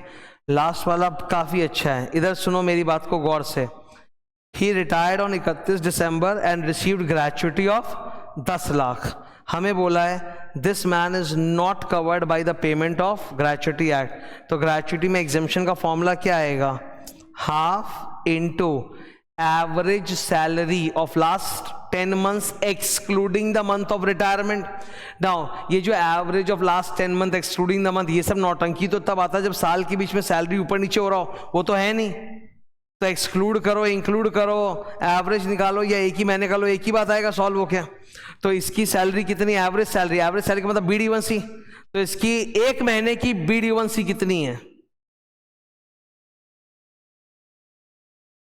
50,000। सर BD1C में D1C तो है नहीं, खाली बेसिक। तो बेसिक एक महीने का कितना है? 50,000 into CY completed years of service. बोलो सर 28।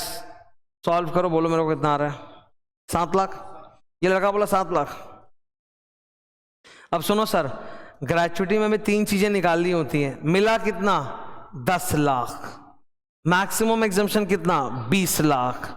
फॉर्मूला से कितना आ रहा है? 7 लाख। तो लोवेस्ट क्या है? 7 लाख। तो 10 लाख में से 7 लाख एग्जेम्प्ट, टैक्सेबल कितना? 3 लाख।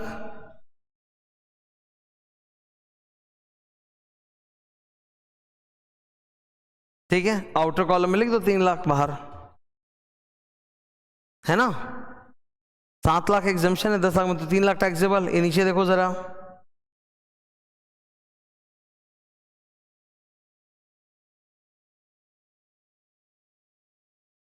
देखो बोर्ड पर, gratuity received 10 lakh minus exemption under section 10 का 10, lowest of the following. Amount received 10 lakh, formula से आ रहा है 7 लाख और मैक्सिमम होता है 20 लाख। तो 7 लाख मिलेगा एग्जेम्पशन। तो 10 में 7 के टैक्सेबल कितना? 3 लाख। आपने ग्रेचुटी कर लिया। This man also gets pension. अच्छा, इनको पेंशन मिलना चालू हुआ होगा जनवरी महीने से, दिसंबर में तो ये रिटायर किए हैं, तो 3 महीने पेंशन मिलेगा, जनवरी, फरवरी, मार्च। इनकी मंथली पेंशन कितनी है? 25,000 रुपया पर month. Now I have to know कि इन्होंने कम्यूट करवाया है क्या? बोला हाँ करवाया है। 1 फरवरी को, मतलब जनवरी वाला पेंशन तो ले लिया और फरवरी से फिर कम्यूट करा लिया। कितना? He got 1/2 of the pension commuted for 6 lakh. Pension वाले केस में आई हैव ऑलवेज मेंशन्ड कि हमेशा 2 बातों का ख्याल रखना। सबसे पहले अनकम्यूटेड निकाल के फुली टैक्सेबल कर दो। सर इस बंदे का जनवरी का मंथली पेंशन कितना है? 25,000। जनवरी में तो कम्यूट कराया नहीं, कम्यूट कब कराया? फरवरी में। तो जनवरी का 25,000 मिला इसको। फरवरी और मार्च में इसको पूरा मिलेगा कि कम्यूटेड? तो इसने हाफ कम्यूट कराया तो हाफ तो मिलेगा ना। 25,000 का हाफ कितना होता है? 12,500। तो फरवरी में कितना मिला? मार्च में कितना मिला? तो इसकी अनकम्यूटेड पेंशन कितनी है? 25 प्लस 12.5, 12.5 50,000 लिखो।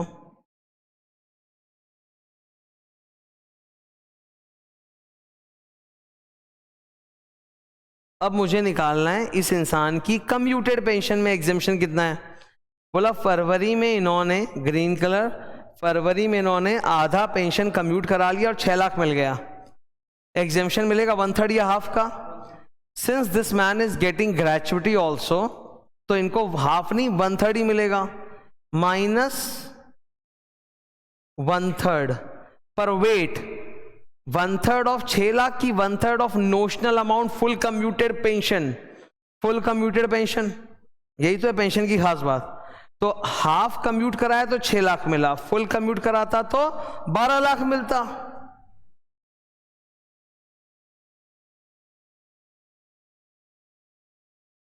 हाँ कि ना? ठीक है, तो पेंशन में 2 ही चीज का ख्याल रखना होता है। नंबर 1, मंथली पेंशन को भूल मत जाना, फुली टैक्सेबल। और जो कम्यूटेड पेंशन का एग्जेम्पशन है 1/3 हाफ, वो 1/3 हाफ कम्यूटेड अमाउंट का नहीं होता, वो फुल कम्यूटेड अमाउंट का होता है। कि हाफ करा के 6 लाख मिला, पूरा कराते तो 12 लाख, तो 12 लाख का 1/3 होगा, विच इज 4 लाख का एग्जेम्पशन। तो 6 lakh minus 1/3 of 12 lakh comes to,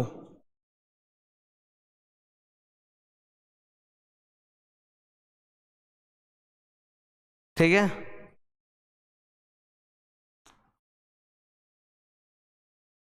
सही है।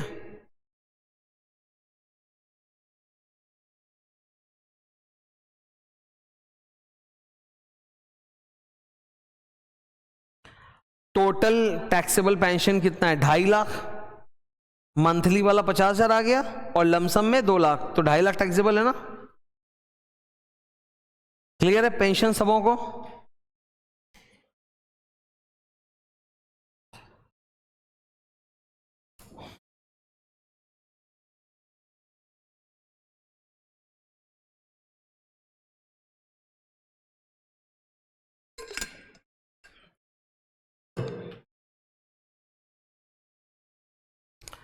पेंशन क्लियर है तो सबको, कोई दिक्कत तो नहीं है? ये देख लो इधर, पेंशन अनकम्यूटेड पेंशन कितना? जनवरी का 25,000, फरवरी और मार्च में आधा आधा मिलेगा, जोड़ के 50,000। कम्यूटेड पेंशन रिसीव्ड हाथ में कितना? 6 लाख। उसमें एग्जेम्पशन कितना? क्योंकि ग्रेचुइटी भी मिल रहा है तो P प्लस G, तो 1/3 एग्जेम्पशन होगा, 1/3 of full commuted pension, 1/3 of 12 lakh equal to 4 lakh minus करो, तो 50,000 plus 6 lakh minus 4 lakh, outer column 2.5 lakh. अपना भी तो 2.5 लाख ही आया है।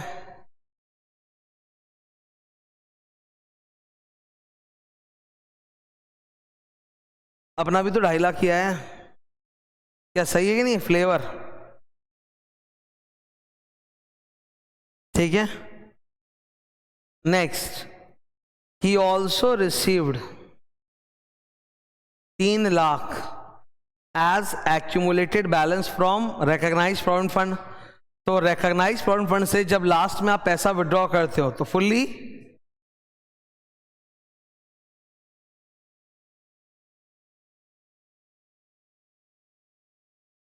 अब तुम लोग सारे येलो कलर को जोड़ लो।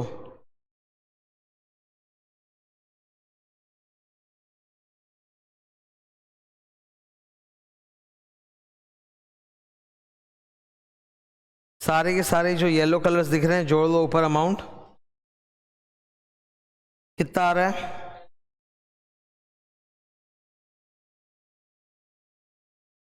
अब इसमें से सर माइनस क्या होगा? 50,000 स्टैंडर्ड डिडक्शन। क्वेश्चन में पी टैक्स दिया नहीं है, एंटरटेनमेंट अलाउंस नहीं है, तो माइनस 50,000 करोगे टैक्सेबल सैलरी आएगा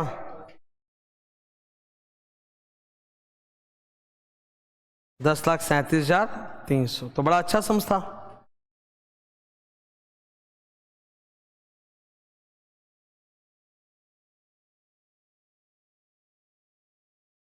सारे रिटायरमेंट बेनिफिट्स एक बार देखने को मिल गए। क्वेश्चन नंबर 6 यही तो है ना? अब एक और क्वेश्चन कराने वाला हूं, इसी से मिलता जुलता, थोड़ा अलग, और वो भी पूरा का पूरा रिटायरमेंट बेनिफिट्स पर ही है। Turn the page, go to question number 11.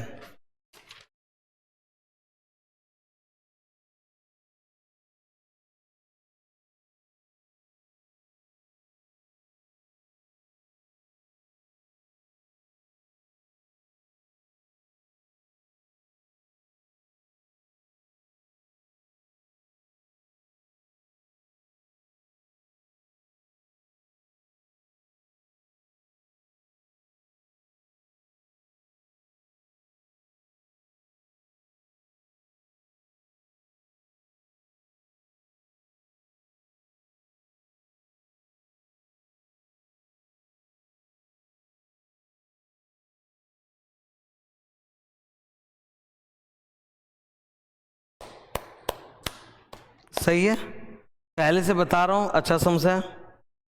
Retirement benefits he dominate कर रहा है. रिटायर बीच में हुआ है 10 महीने काम करके, तो 10 महीने का कैलकुलेशन तो हर जगह इंटू 10 होगा. इस क्वेश्चन में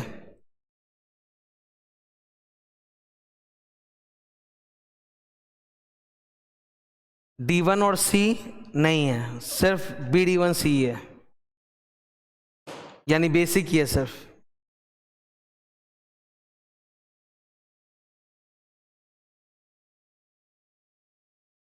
पहले से कैलकुलेट कर लो. ओके, अब मैं तुमको पढ़ाना स्टार्ट कर रहा हूं. इस बंदे का कंप्लीटेड ईयर्स ज्यादा नहीं है, इसने ना कंपनी में सिर्फ 5 साल कंप्लीट किए हैं. Let's start. हो गया एक करके डिस्कशन. अब ये सम्स करने के बाद मैं ब्रेक दूंगा. Arjun retired from services on 31 जनवरी 2023. तो 2 महीना काम नहीं किया, फरवरी मार्च, बाकी तो पूरा 31 जनवरी तक काम किया है, तो 10 महीने का कैलकुलेशन होगा, है ना. 31 जनवरी को जा रहा है, तो 2 ही महीने नहीं किया, 10 महीने का कैलकुलेशन होगा. कितने साल काम किया है? 5 साल. कंप्लीटेड ईयर्स 5 साल. He received the following. Basic salary 12,000 पर मंथ इंटू 10, 1,20,000. DNS अलावेंस 6,000 पर मंथ इंटू 10, 60,000. ये जो DNS अलावेंस है does not form part of retirement benefits, मतलब D2 है, तो D2 तो आता ही नहीं कैलकुलेशन में. थर्ड, सिटी कंपेंसेटरी अलावेंस में कुछ भी एग्जेम्पशन नहीं मिलता, तो फुल्ली टैक्सेबल 10 महीने का. नाइट ड्यूटी अलावेंस में कुछ भी एग्जेम्पशन नहीं होता, तो 10 महीने का. यहां तक इजी था. अब हम लोग को एक एक करके सारे रिटायरमेंट बेनिफिट्स में एग्जेम्पशंस वगैरह कैलकुलेट करने हैं. नंबर 5 क्या लिखा है? Pension at the rate of 20% of basic salary from 1 February. Now good news is that कि इस पूरे सम्स में कम्यूट नहीं कराया, तो एग्जेम्पशन मंथली पेंशन जो मिलता फुल्ली टैक्सेबल होता है, निकाल लो. 20% of basic salary, 20% of basic salary कितनी इस आदमी की? 12,000 पर मंथ. और पेंशन कितने महीने का मिलेगा? फरवरी और मार्च, 2 महीने का.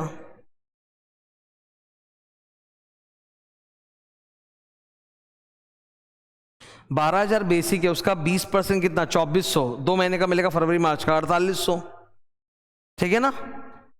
ये तो कम्यूट करवाया ही नहीं, लमसम तो लिया ही नहीं, तो फुल्ली टैक्सेबल. क्या डन है सबको? आगे बढ़े. अच्छा प्लीज अब अपने आप मत करना, अब मुझे कराने दो. 6 नंबर क्या है? Leave salary. तुम लोग सबको मैं याद दिलाना चाहता हूं लीव सैलरी में एग्जेम्पशन कैसे होता है. लीव सैलरी में जब रिटायरमेंट के बाद आप पैसा उठाते हो तो हम लोग एग्जेम्पशन, अगर during the service leave salary उठाओगे तो फुल्ली टैक्सेबल, लेकिन रिटायरमेंट के बाद लीव सैलरी उठाओगे तो हम लोग एग्जेम्पशन देंगे. सर आप कितना एग्जेम्पशन दोगे? सर 4 चीजें कैलकुलेट होंगी, जो सबसे छोटा है वो एग्जेम्पशन मिलेगा. 4 चीजें क्या?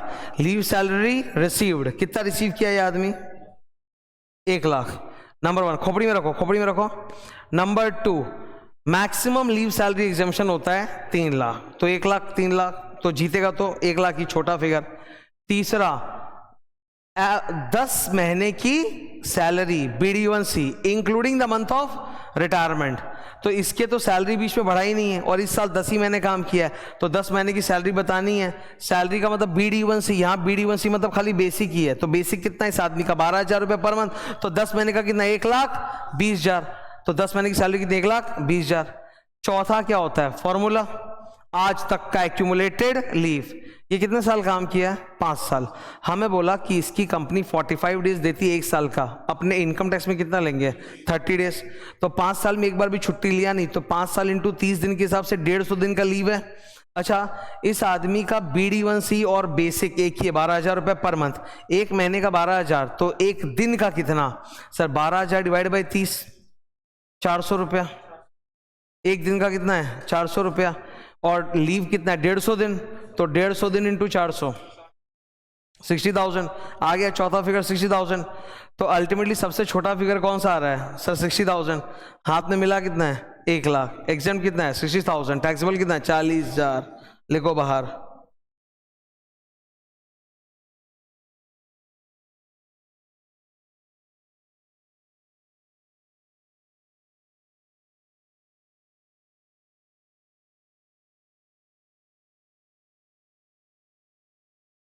नीचे देखो,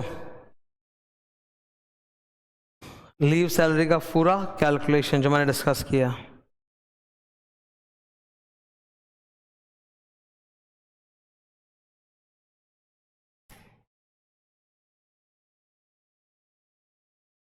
सही है, एक बार फिर से रिवाइज करा रहा हूं। लीव सैलरी कितना मिला था 1 लाख, मैक्सिमम कितना होता है 3 लाख।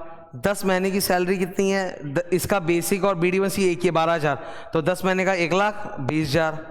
सर वो एक्यूमुलेटेड लीव बताओ, 150 दिन, 5 साल इंटू 30, 150 दिन, 150 दिन एक दिन का कितना कमाता है 400 रुपया, तो 60,000, लोएस्ट 60,000, तो 1 लाख में 60,000 गया, 40,000 टैक्सेबल। अब ऊपर लास्ट क्या है सर? ग्रेचुइटी कितना मिल रहा है इसको? 1.5 लाख। ग्रेचुइटी में पहले देखो कि ही इज कवर्ड और not covered. Sir not covered, तो एग्जाम्शन कितना होगा? Half into average salary of last 10 month excluding the month of retirement BD1C equal to basic equal to 12,000 into how many years this man has worked in the company 5, तो half into 12,000 into 5, एकदम शर्म की बात है बहुत छोटा figure आ रहा है 30,000। तो मिला कितना है ग्रेचुइटी 1.5 लाख, मैक्सिमम कितना अलाउड है 20 लाख, पर फॉर्मूला से कितना आ रहा है 30,000, तो एग्जाम्शन कितना 30,000, तो 1.5 लाख में से 30,000 गया, टैक्सेबल कितना?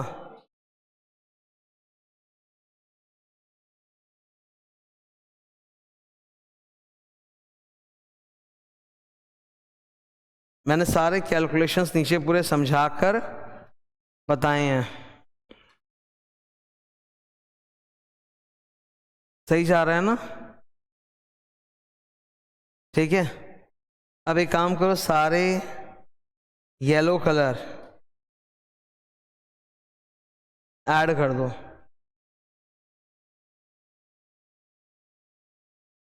बोलो।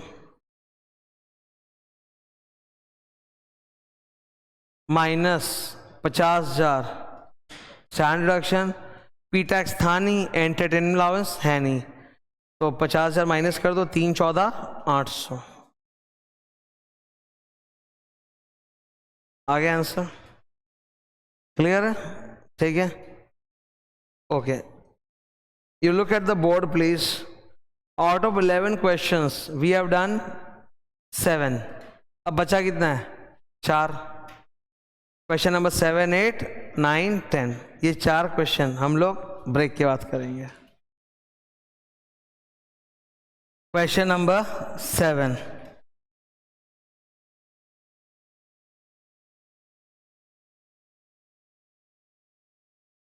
इजी है, आराम से होएगा।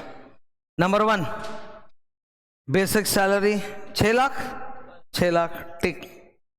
सेकंड, डियरनेस अलाउंस 3,20,000, 3,20,000 वहीं पे टिक कर दो। कमीशन 50,000, ये अरे कमीशन में अगर वो आपको नहीं बताएं कि परसेंटेज ऑफ फिक्स्ड वो वाला है, तो मतलब वो फिर BD1C में नहीं आएगा, और डियरनेस में नहीं बोलेंगे तो मानेंगे कि आएगा।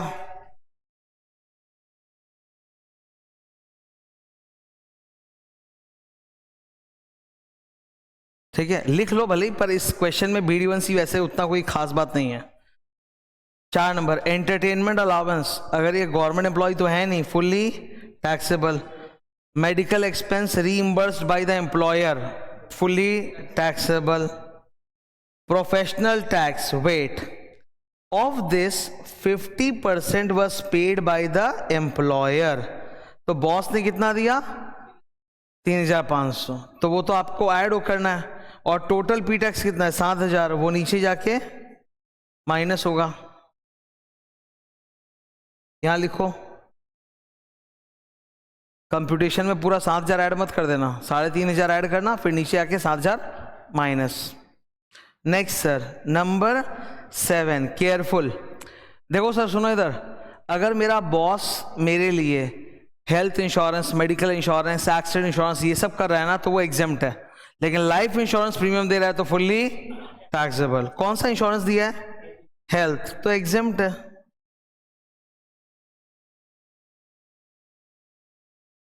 काट दो। Gift voucher given by the employer on birthday 7,000 का है, minus 5,000 taxable 2,000। Life insurance premium paid fully taxable 34,000। Laptop provided at home for children नहीं आएगा, एग्जेम्प्ट होता है लैपटॉप का यूज, काट दो।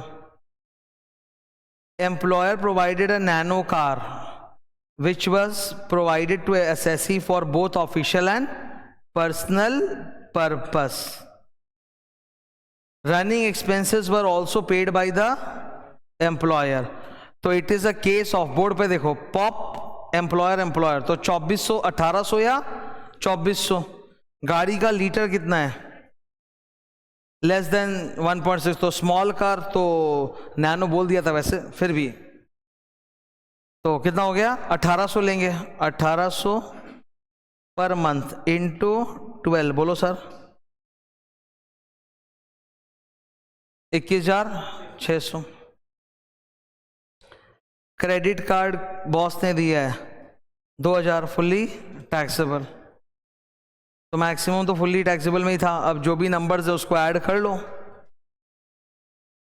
ग्रॉस आ रहा है 10,61,600, उसमें से 50,000 का स्टैंडर्ड डिडक्शन और 7,000 रुपए का पी टैक्स का डिडक्शन मिलेगा। 10,04,600। फिगर्स जोड़ दिए ना, फिगर्स अपना एक बार जोड़ दिया करो, उससे बहुत मतलब कॉन्फिडेंस आता है। ठीक है, तो ग्रॉस है इतना, उसमें से 2 डिडक्शन है, स्टैंडर्ड डिडक्शन और एंटरटेनमेंट का तो मिलेगा नहीं, ये गवर्नमेंट एम्प्लॉय है नहीं। पी टैक्स का 7,000 पूरा माइनस करो तो टैक्सेबल आएगा 10,04,600। सही है सर। नेक्स्ट 8 नंबर, गुड का मतलब केयरफुल, सावधान, अच्छा है नहीं मतलब इसमें थोड़ा सा गलती हो सकता है तो ध्यान से करना है। ठीक है, इसमें कौन कौन से एडजस्टमेंट्स अच्छे हैं?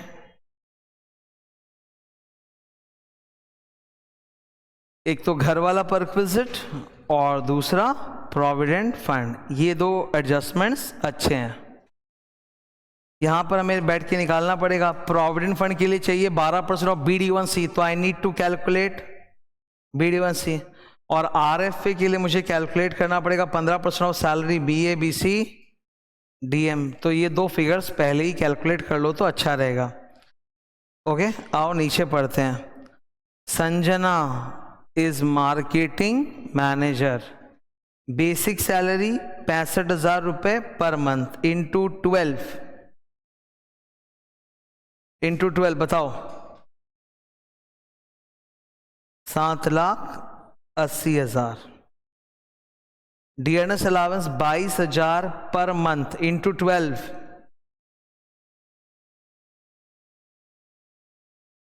2,64,000। अच्छा, उसमें कुछ खास बात है, 30% इज फॉर रिटायरमेंट बेनिफिट, तो प्लीज बताओ D1 कितना? 2,64,000 का 30%, बोलो 79,200। देख रहे हो कैसे लाइन बाय लाइन अटैक करते चल रहे हैं हम लोग सम्स को? ऐसे ही करना है। बोलो 5 नंबर भी दे दे, एक बार सब दे दे, ठीक है, लाइन बाय लाइन। तो बेसिक हो गया, डी हो गया, D1 हो गया। आगे बोनस 17,000 पर मंथ इंटू 12 करना पड़ेगा ना। बोनस नॉर्मली पर मंथ नहीं होता, पर ये लोग दे रहे तो दे रहे, हम क्यों बहस करें। 17,000 इंटू 12। अब सर रुक जाओ यहाँ पे, अभी सबको रुको, मेरी तरफ देखो बोर्ड पे इधर। यार ये वाला जहां मेरा हाथ है, ये घर वाला एडजस्टमेंट है, परक्विजिट, ये गिफ्ट है, ये प्रोविडेंट फंड है, ये मेडिकल प्रीमियम अगेन परक्विजिट, ये कार है परक्विजिट। तो मतलब बाकी सारे परक्विजिट या पीएफ है ना। ओके, तो अभी मुझे बाकी पढ़ने की जरूरत नहीं। कैन आई कैलकुलेट द ऊपर वाला? Yes sir. Basic is how much? 7,80,000 plus D1 is how much? उधर blue colour 79,200 plus commission on turnover, वो तो नहीं है सर। तो बेसिक प्लस D1 जोड़ के बोलो, बोल क्या बोल रही तुम? तो BD1C इतना आ गया। बेसिक है 7,80,000 और D1 ब्लू रंग में लिखा हुआ है 79,200, जोड़ दो सर 8,59,200। अच्छा BABCDM, now listen to me. Basic कितना? 7,80,000 टाइप, प्लस अलाउंस में डियरनेस को छोड़ के तो और कोई अलाउंस है ही नहीं, छोड़ दो, प्लस बोनस। बोनस है क्या सर? हाँ सर, 2,04,000, जोड़ो 2,04,000, प्लस कमीशन नहीं है सर।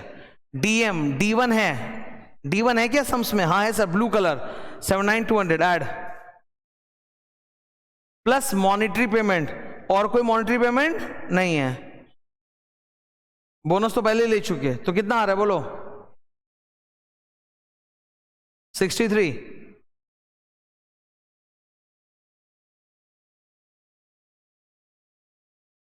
सबों का आ रहा है इधर? क्या सबों का आ रहा है? ये क्लियर है BABCDM कैसे कैलकुलेट हो रहा है? यार एक चीज तुम लोग आज समझ लो, अभी ऑलमोस्ट हम लोग लास्ट में आ गए हैं, ये 2-3 सम्स और हैं। हर सम्स में आपको सब चीज थोड़ा मिल जाएगा, इसमें घबराने का थोड़ा है। सी पहला बात है सम्स में था ही नहीं, ये ऊपर वाला BD1C में सी क्या होता है? Commission on percentage of turnover, वो है नहीं। तो B और D1 है, तो दो आंकड़े हैं 7,80,000 और 79,200, जोड़ के तुमने बोला 8,59,200। अब BABCDM को देखो, बेसिक 780 है, अलावेंस में डियरनेस को छोड़ के और कोई अलावेंस है ही नहीं, तो 780 मेरे हाथ में एक, प्लस बोनस इस सब में दिया पर मंथ करके था 17,000 पर मंथ इंटू 12, तुम लोग निकाले 2,04,000, जोड़ दो। कमीशन नहीं है। D से D1, तो D1 है, हाँ है, जोड़ दो 79,200, प्लस M से और कोई मॉनिटरी पेमेंट नहीं है। तो इतने सारे आंकड़े थे ही नहीं, सिर्फ 3 ही आंकड़ा था, B, D1 और बोनस, जोड़ दिया, हाउ मच? 1063, बस। तो सम्स में सारा चीज थोड़ा ना होगा। जो घबरा जाता है स्टूडेंट सम्स करते हैं कि यार हमसे होता नहीं, हमसे होता नहीं। इतने सारे जन जो CA पास किए हैं तुम्हारे पहले, क्या वो घणे आइंस्टाइन की औलाद थे क्या? ऐसा तो नहीं है, नॉर्मल स्टूडेंट्स दे क्वालिफाइड। तो ये बस बात है कि एक मन से वो जो हवा बन जाता है ना कि हमसे हो नहीं रहा, वो हटाओ और अपने आप ऐसे से करो, कॉन्फिडेंस धीरे धीरे होते जाएगा। और अभी तो ये बहुत लंबी रेस है, इट्स नॉट जस्ट कि भाई ये वाला chapter, there are so many chapters in income tax alone, then you have got GST, then other practical sums also in other subjects. तो बहुत लंबा रेस है। एटीट्यूड शुरू से अभी से सही रहेगा तो आने वाले जो 6 महीने होंगे तुम्हारे, जब तुम क्लासेस करते हो, वो बहुत अच्छा गुजरेगा। बहुत तुम एकदम कॉन्फिडेंस लेके आ जाओगे अपने अंदर सम्स को, और वो आ गया ना, तुम देखना नंबर्स की बरसात होती है एग्जाम में, नंबर्स मिलते हैं अच्छे। अब तो सर हमारे सामने क्या है? RFA। एक बार जरा तुम मेरे को बताओगे 15% ऑफ 1063 200 कितना है? इन्होंने निकाला 15% ऑफ 10,63,000 1 लाख बोलो, गंदा फिगर बोल दिया पूरा, 1.5 लाख के आसपास आ रहा है, 1.5 लाख, ठीक है। ये RFA 1,59,480। ओके, अब पढ़ते हैं, ठीक है, अब पढ़ते हैं। Her employer has provided her with an accommodation on 1 April 2022 at a concessional rent. इस सम्स में पता है एक झोल होने जा रहा है। ये घर 5 ही महीना के लिए यूज किए, तो परक्विजिट कितने का निकलेगा? तो ये लड़का जो अभी एक अमाउंट निकाला था 15% ऑफ 10 लाख समथिंग इंटू 5/12 करना पड़ेगा, है ना? हाँ, तो फिगर क्या होगा मैं बता देता हूं। 15% ऑफ 10,63,200,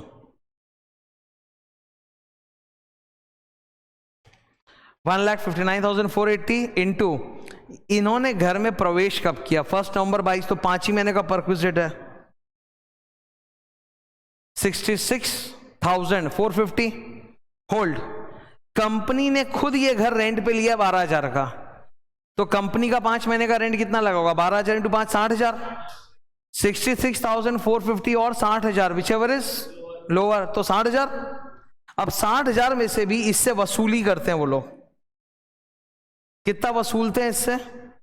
4800 रुपया पर मंथ इससे ले रहे हैं। 4800 इंटू 5, 24,000। तो परक्विजिट वैल्यू कितना आएगा?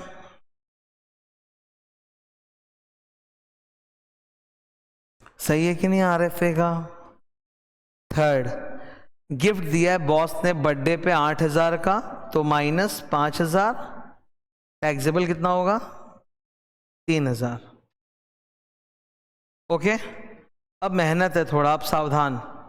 She contributes 18% of her salary basic plus DA towards recognised provident fund and the company contributes the same amount. तो सर इसमें टैक्सेबल कितना होता है? 18% of basic plus DA। Basic कितना है? 7,80,000। DA, फुल DA कितना है? 2,64,000 माइनस 12% ऑफ BD1C। BD1C तुमने ऊपर निकाला है,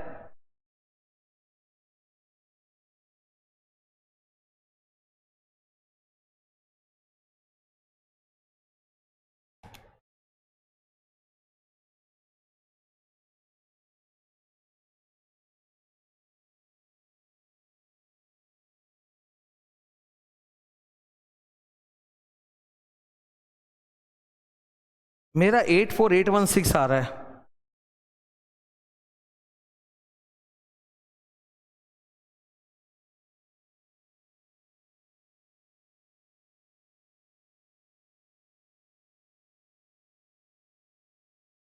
ऐसे केस में तुम लोगों को पता है ना, कैलकुलेटर में M+M- टाइप करके करते हैं, वो सब तो आता ही होगा।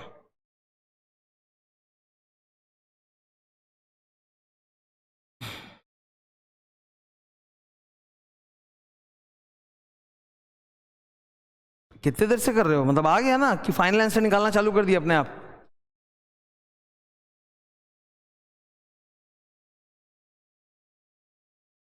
एट 4,816, ठीक है सर, आ गया सबका।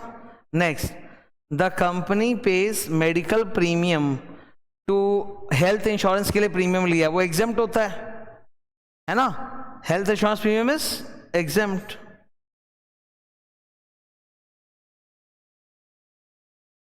लास्ट, मोटर कार तो फेवरेट है सर। पॉप, कंपनी ने आपको गाड़ी दी है, खर्चे भी कंपनी ही दे रहा है, ठीक है।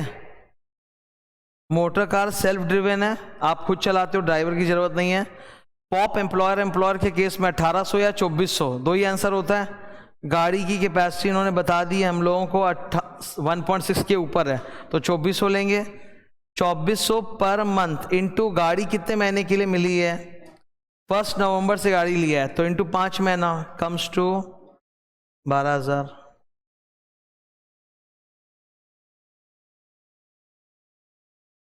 अब सारे येलो कलर को जोड़ दो, सारा जोड़ के इनका आ रहा है 13,83,816। 13,83,000 ऑलमोस्ट आ गया। अब उसमें माइनस क्या होगा, स्टैंडर्ड डिडक्शन 50,000। इस क्वेश्चन में पी टैक्स और एंटरटेनमेंट माइनस है ही नहीं, है ना, तो नीचे ये रहा आंसर। ठीक है,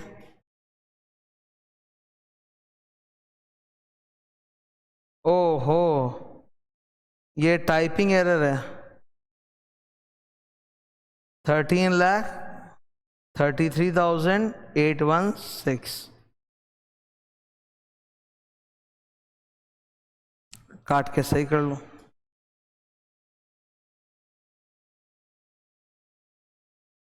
ठीक है सबों का।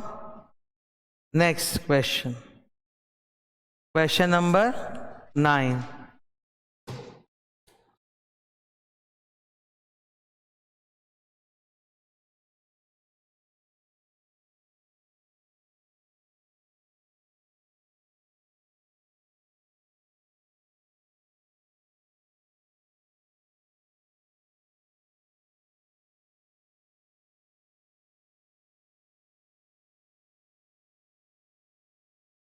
इसमें ना बस एक ही चीज है जिसकी वजह से मुझे गुड लिखना पड़ा, वरना इसकी औकात है नहीं। It's a Lallu sums. Okay, बस एक चीज की वजह से मुझे लिखना पड़ा। इस तरह के सम्स पहले आए हुए हैं, इसलिए पता होना चाहिए। क्या लिखा है ऊपर मैंने, ग्रेडेड सैलरी स्ट्रक्चर। इसका मतलब क्या होता है कि कंपनी एम्प्लॉय को जब रखती है ना, पहले दिन उसी दिन बता देती है कि अभी तुम्हारा सैलरी इस साल इतना है, फिर हर साल कितना कितना इंक्रीज होगा, पहले से डिसाइड हो जाता है प्रमोशन।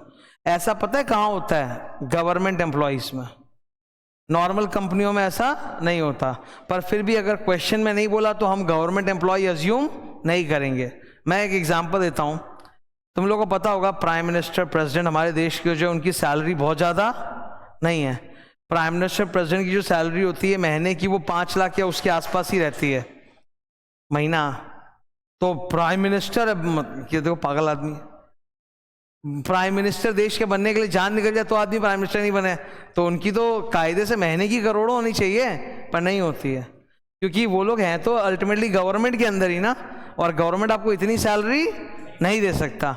अब इतने सारे आईएएस ऑफिसर्स हैं, आईएएस की पढ़ाई बाप रे जान निकल जाए, कोई गारंटी नहीं कि तुम पास होगे भी। कितने सारे लोग हैं, मतलब वो पढ़ते रहते हैं। दिल्ली में एक इलाका है मुखर्जी नगर बोल के, वहीं पे, हाँ राजेंद्र नगर भी है, ऐसा भी है, ये 2-4 इलाके वहीं पे मतलब हॉस्टल्स बने हुए हैं, और वहाँ आदमी लोग आके पढ़े हुए हैं, बैठ के आईएएस की तैयारी करें, कई साल से होता नहीं है। और आईएएस ऑफिसर की तनख्वाह कोई बहुत अब्बड़ छब्बड़ नहीं होती, ये नहीं कि महीने का 50 लाख कमाता हो, ऐसा नहीं है कि 6 करोड़ का साल का पैकेज, ना वैसा नहीं होता, उनका पैकेज कम ही होता है। तो इन लोगों की जो सैलरी होती है ना, वो पूरे एक स्ट्रक्चर पे चलती है, it's not based on performance. Private companies में क्या होता है, आप अच्छा काम करो आपका जल्दी बढ़ा देंगे, आप खराब काम करो नहीं बढ़ाएंगे। सरकारी एम्प्लॉय ऐसा नहीं होता, उनका सैलरी स्ट्रक्चर डिफाइंड रहता है, अभी इतना है, फिर इतना होगा, फिर इतना होगा, फिर इतना होगा। That's called graded salary structure. अब जैसे इस बंदे का कितना है तुम लोग मार्क नहीं करोगे, ठीक है। सचिन को जब नौकरी पे रखा गया, उसको बोला गया कि अभी पहले साल तुम्हारी सैलरी कितनी रहेगी, 12,000 रुपये पर महीना, पर मंथ, 1 साल तक रहेगा, ठीक है। उसके बाद हम तुम्हारी सैलरी को 2,000 से बढ़ा देंगे, तो सेकेंड ईयर तुम्हारी सैलरी कितनी हो जाएगी, 14,000 रुपये पर महीने।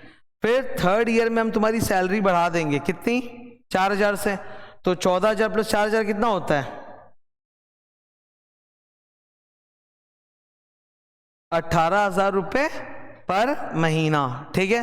फिर वापस चौथे साल में हम तुम्हारी सैलरी बढ़ा देंगे 4,000 से, तो 18 प्लस 4 कितना होता है, 22,000, ठीक है। स्ट्रक्चर का मतलब क्या होता है, जैसे स्ट्रक्चर में I will explain, don't worry.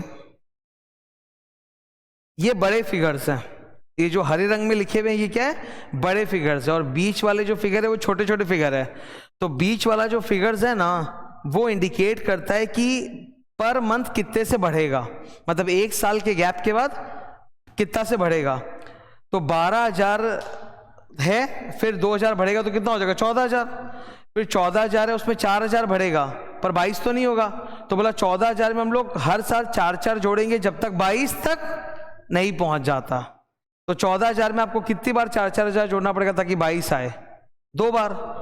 तो 14,000 सेकेंड ईयर की सैलरी है, थर्ड ईयर में 18 हो जाएगी, फिर वापस फोर्थ ईयर में 4,000 और बढ़ा दो 22,000 हो जाएगी। That is the way it is done.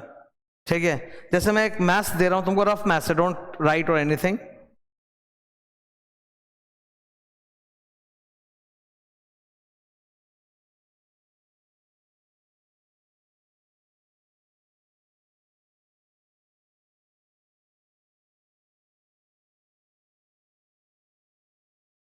अगर मैं इस तरह का तुमको स्ट्रक्चर दूं, क्या मतलब है इसका। 10,000 तुम्हारी अभी से वेतन चल रहा है, अब तुम्हारा हर साल सैलरी कितने से बढ़ेगा, 1,000 से, तब तक बढ़ेगा 1,000 से जब तक कि वो 13,000 नहीं हो जाता। तो यानी कि 3 बार बढ़ेगा।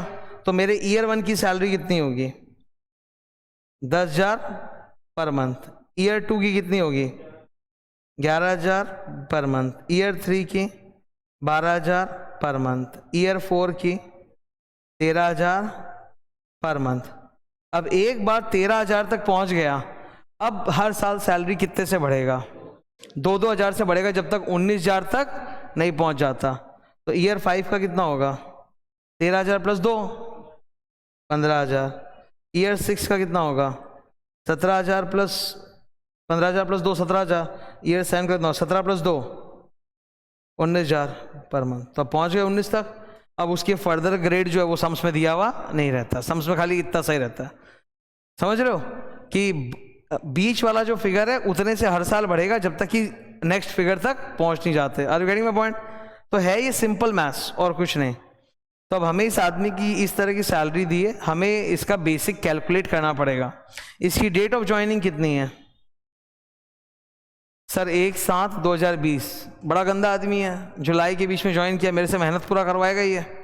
1 अप्रैल को ज्वाइन करता तो सही रहता। यहाँ तो ऐसा होगा कि 1 साल के बीच में इसका चेंज हो जाएगा, 1 जुलाई से है ना।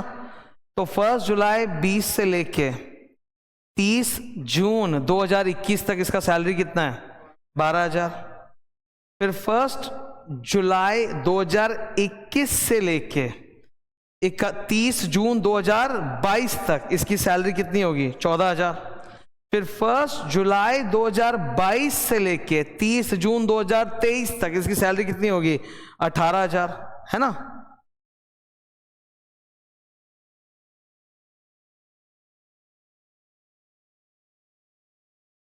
तो अब गौर से देखो, मुझे मतलब है यहां से यहां तक,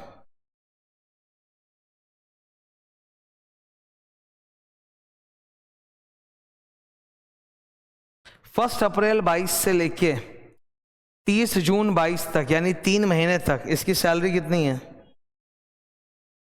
14,000 इंटू 3। फिर 1 जुलाई 22 से लेके 31/3/2023 तक यानी कि 9 महीने इसकी सैलरी कितनी है 18,000।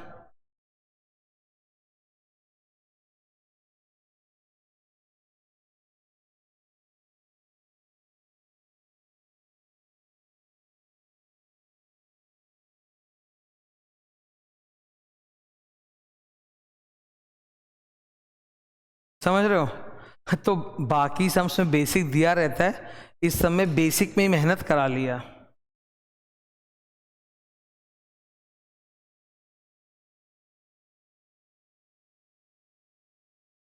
ठीक है ना सबको, कैसे सॉल्व हुआ क्लियर है। तो यहाँ थोड़ा सा पेशेंस रखना पड़ेगा। कोई स्टूडेंट अगर हड़बड़ी करके भागेगा तो गलती कर बैठेगा। शांति से तुम करो कि हर साल का निकाल लो 12,000 14,000 18,000, उसके बाद का हमको चाहिए नहीं।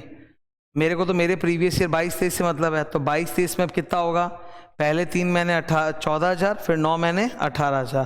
तो नीचे 14,000 into 3 plus 18,000 into 9 comes to total 2,04,000। You got your basic. ऊपर आ जाओ। तो सर बेसिक सैलरी इनका लिख दो आप 2,00,000 4,000 हो गया बेसिक।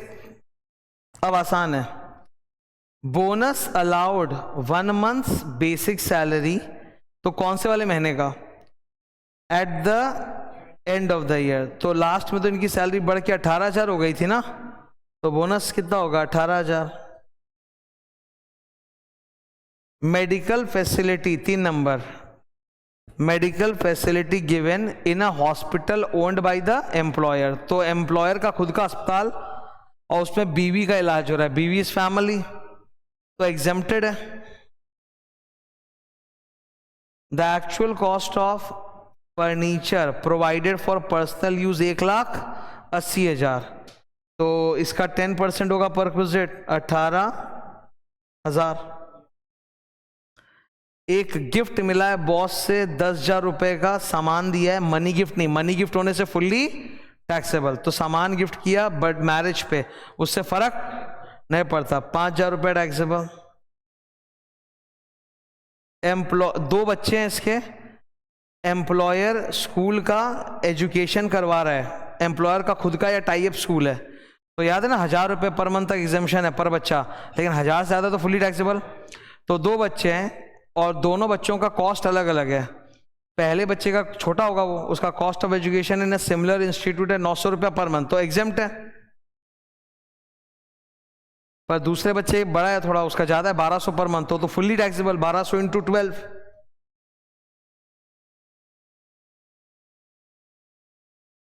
14,400। इनको एक वॉचमैन भी मिला है घर में रखने के लिए, तो वॉचमैन की सैलरी 1,500 पर मंथ इंटू 12, 18,000। बोलो जोड़ के येलो कलर,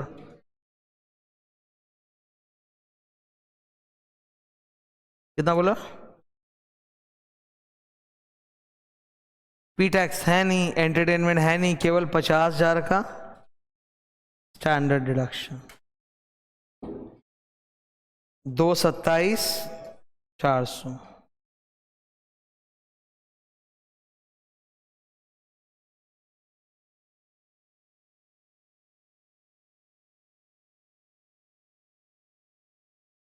डन है।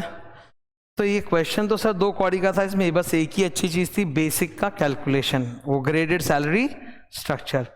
प्रैक्टिकली ग्रेडेड सैलरी स्ट्रक्चर कहाँ पाया जाता है? सरकारी एम्प्लॉयज में, पर मन से नहीं मान सकता मैं गवर्नमेंट एम्प्लॉई है, I have to do the sums like a normal one, पर ये पाया कहाँ जाता है गवर्नमेंट एम्प्लॉय में? प्राइवेट कंपनियों में ये सब नहीं होता ग्रेडेड स्ट्रक्चर, वहाँ पे बेस्ड ऑन योर परफॉर्मेंस फर्क पड़ता है, ठीक है। 10 नंबर क्वेश्चन, आखिरी क्वेश्चन, 11 तो कर चुके हम लोग।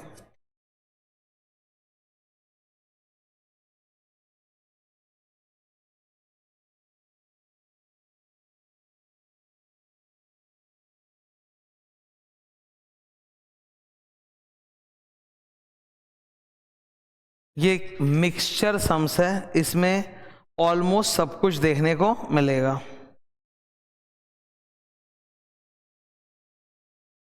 इसमें अलावेंस है थोड़ा, परक्विजिट भी है, प्रोविडेंट फंड भी है, सब कुछ है।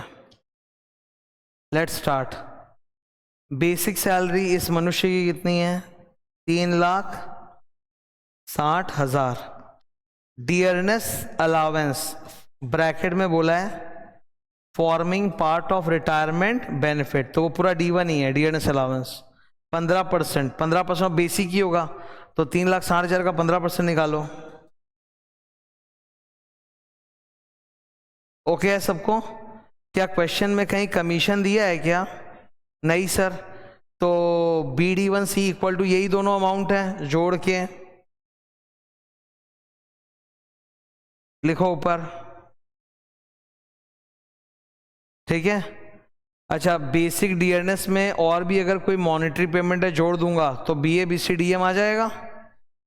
3 नंबर पढ़ो क्या बोला है? Conveyance allowance 1,200 per month. Now I want to remind Cadbury hut, conveyance, Cadbury का C क्या होता है? Conveyance allowance. तो यहाँ ऑफिस का जितना खर्चा है उतना माइनस कर सकते हो। तो इन्होंने बोला इसको 1200 पर मंथ मिलता है टूवर्ड्स एक्चुअल रीइंबर्समेंट, तो जितना खर्च है उतना ही यही है, तो इसमें मुनाफा कुछ है ही नहीं, तो फुल्ली एग्जेम्प्ट डैश।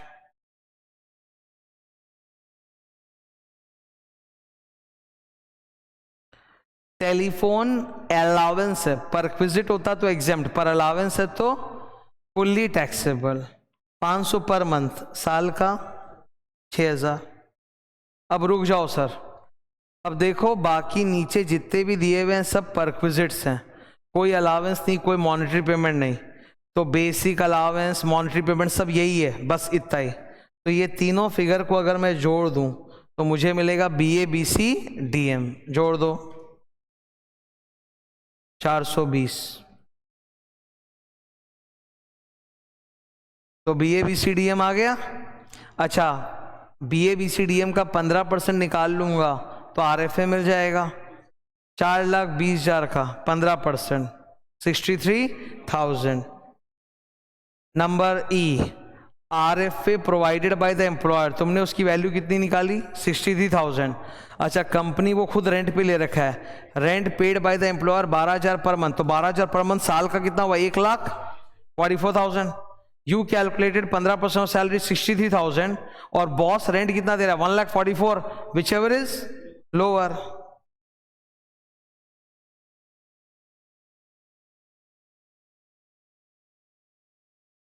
है ना, 15% ऑफ सैलरी और rent paid by the employer which ever is lower. Laptop मिला पर्सनल यूज के लिए, नील। मेडिकल बिल का रीइंबर्समेंट वो ऐसे ही फुल्ली टैक्सेबल होता है। Accident policy, accident health medical premium ये सब की पॉलिसी एग्जेम्प्ट होती है। Medical insurance premium of family, family का भी मेडिकल इंश्योरेंस ही है ना, लाइफ इंश्योरेंस तो नहीं है, एग्जेम्प्ट है। रेंट नहीं, contribution to RPF recognise provident fund both by employer and employ 15% of salary. एक बात सुन लो, अगर कभी सम्स में लिखा है 15% ऑफ सैलरी और तुम कंफ्यूज हो सर यहाँ सैलरी का मतलब क्या होगा, कुछ नहीं बोला ना, BD1C मानोगे। कुछ नहीं बोलेगा तो तुम भी क्या मानोगे BD1C। तो एग्जेम्प्ट कितना होता है 12%, तो टैक्सेबल कितना है 3% ऑफ BD1C। ऊपर BD1C तुम लोगों ने निकाला था 4,14,000, उसका 3% बोल दो मेरे को।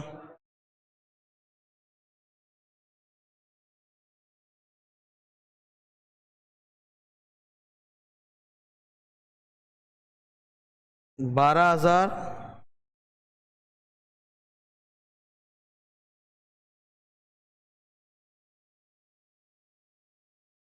अब जितने भी येलो कलर में उसको जोड़ दो, 5 लाख।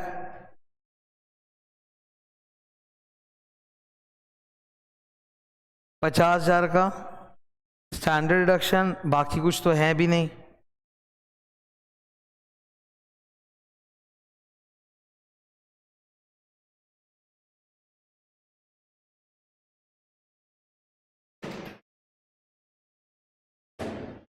ठीक है, खत्म होते हैं सारे सम्स।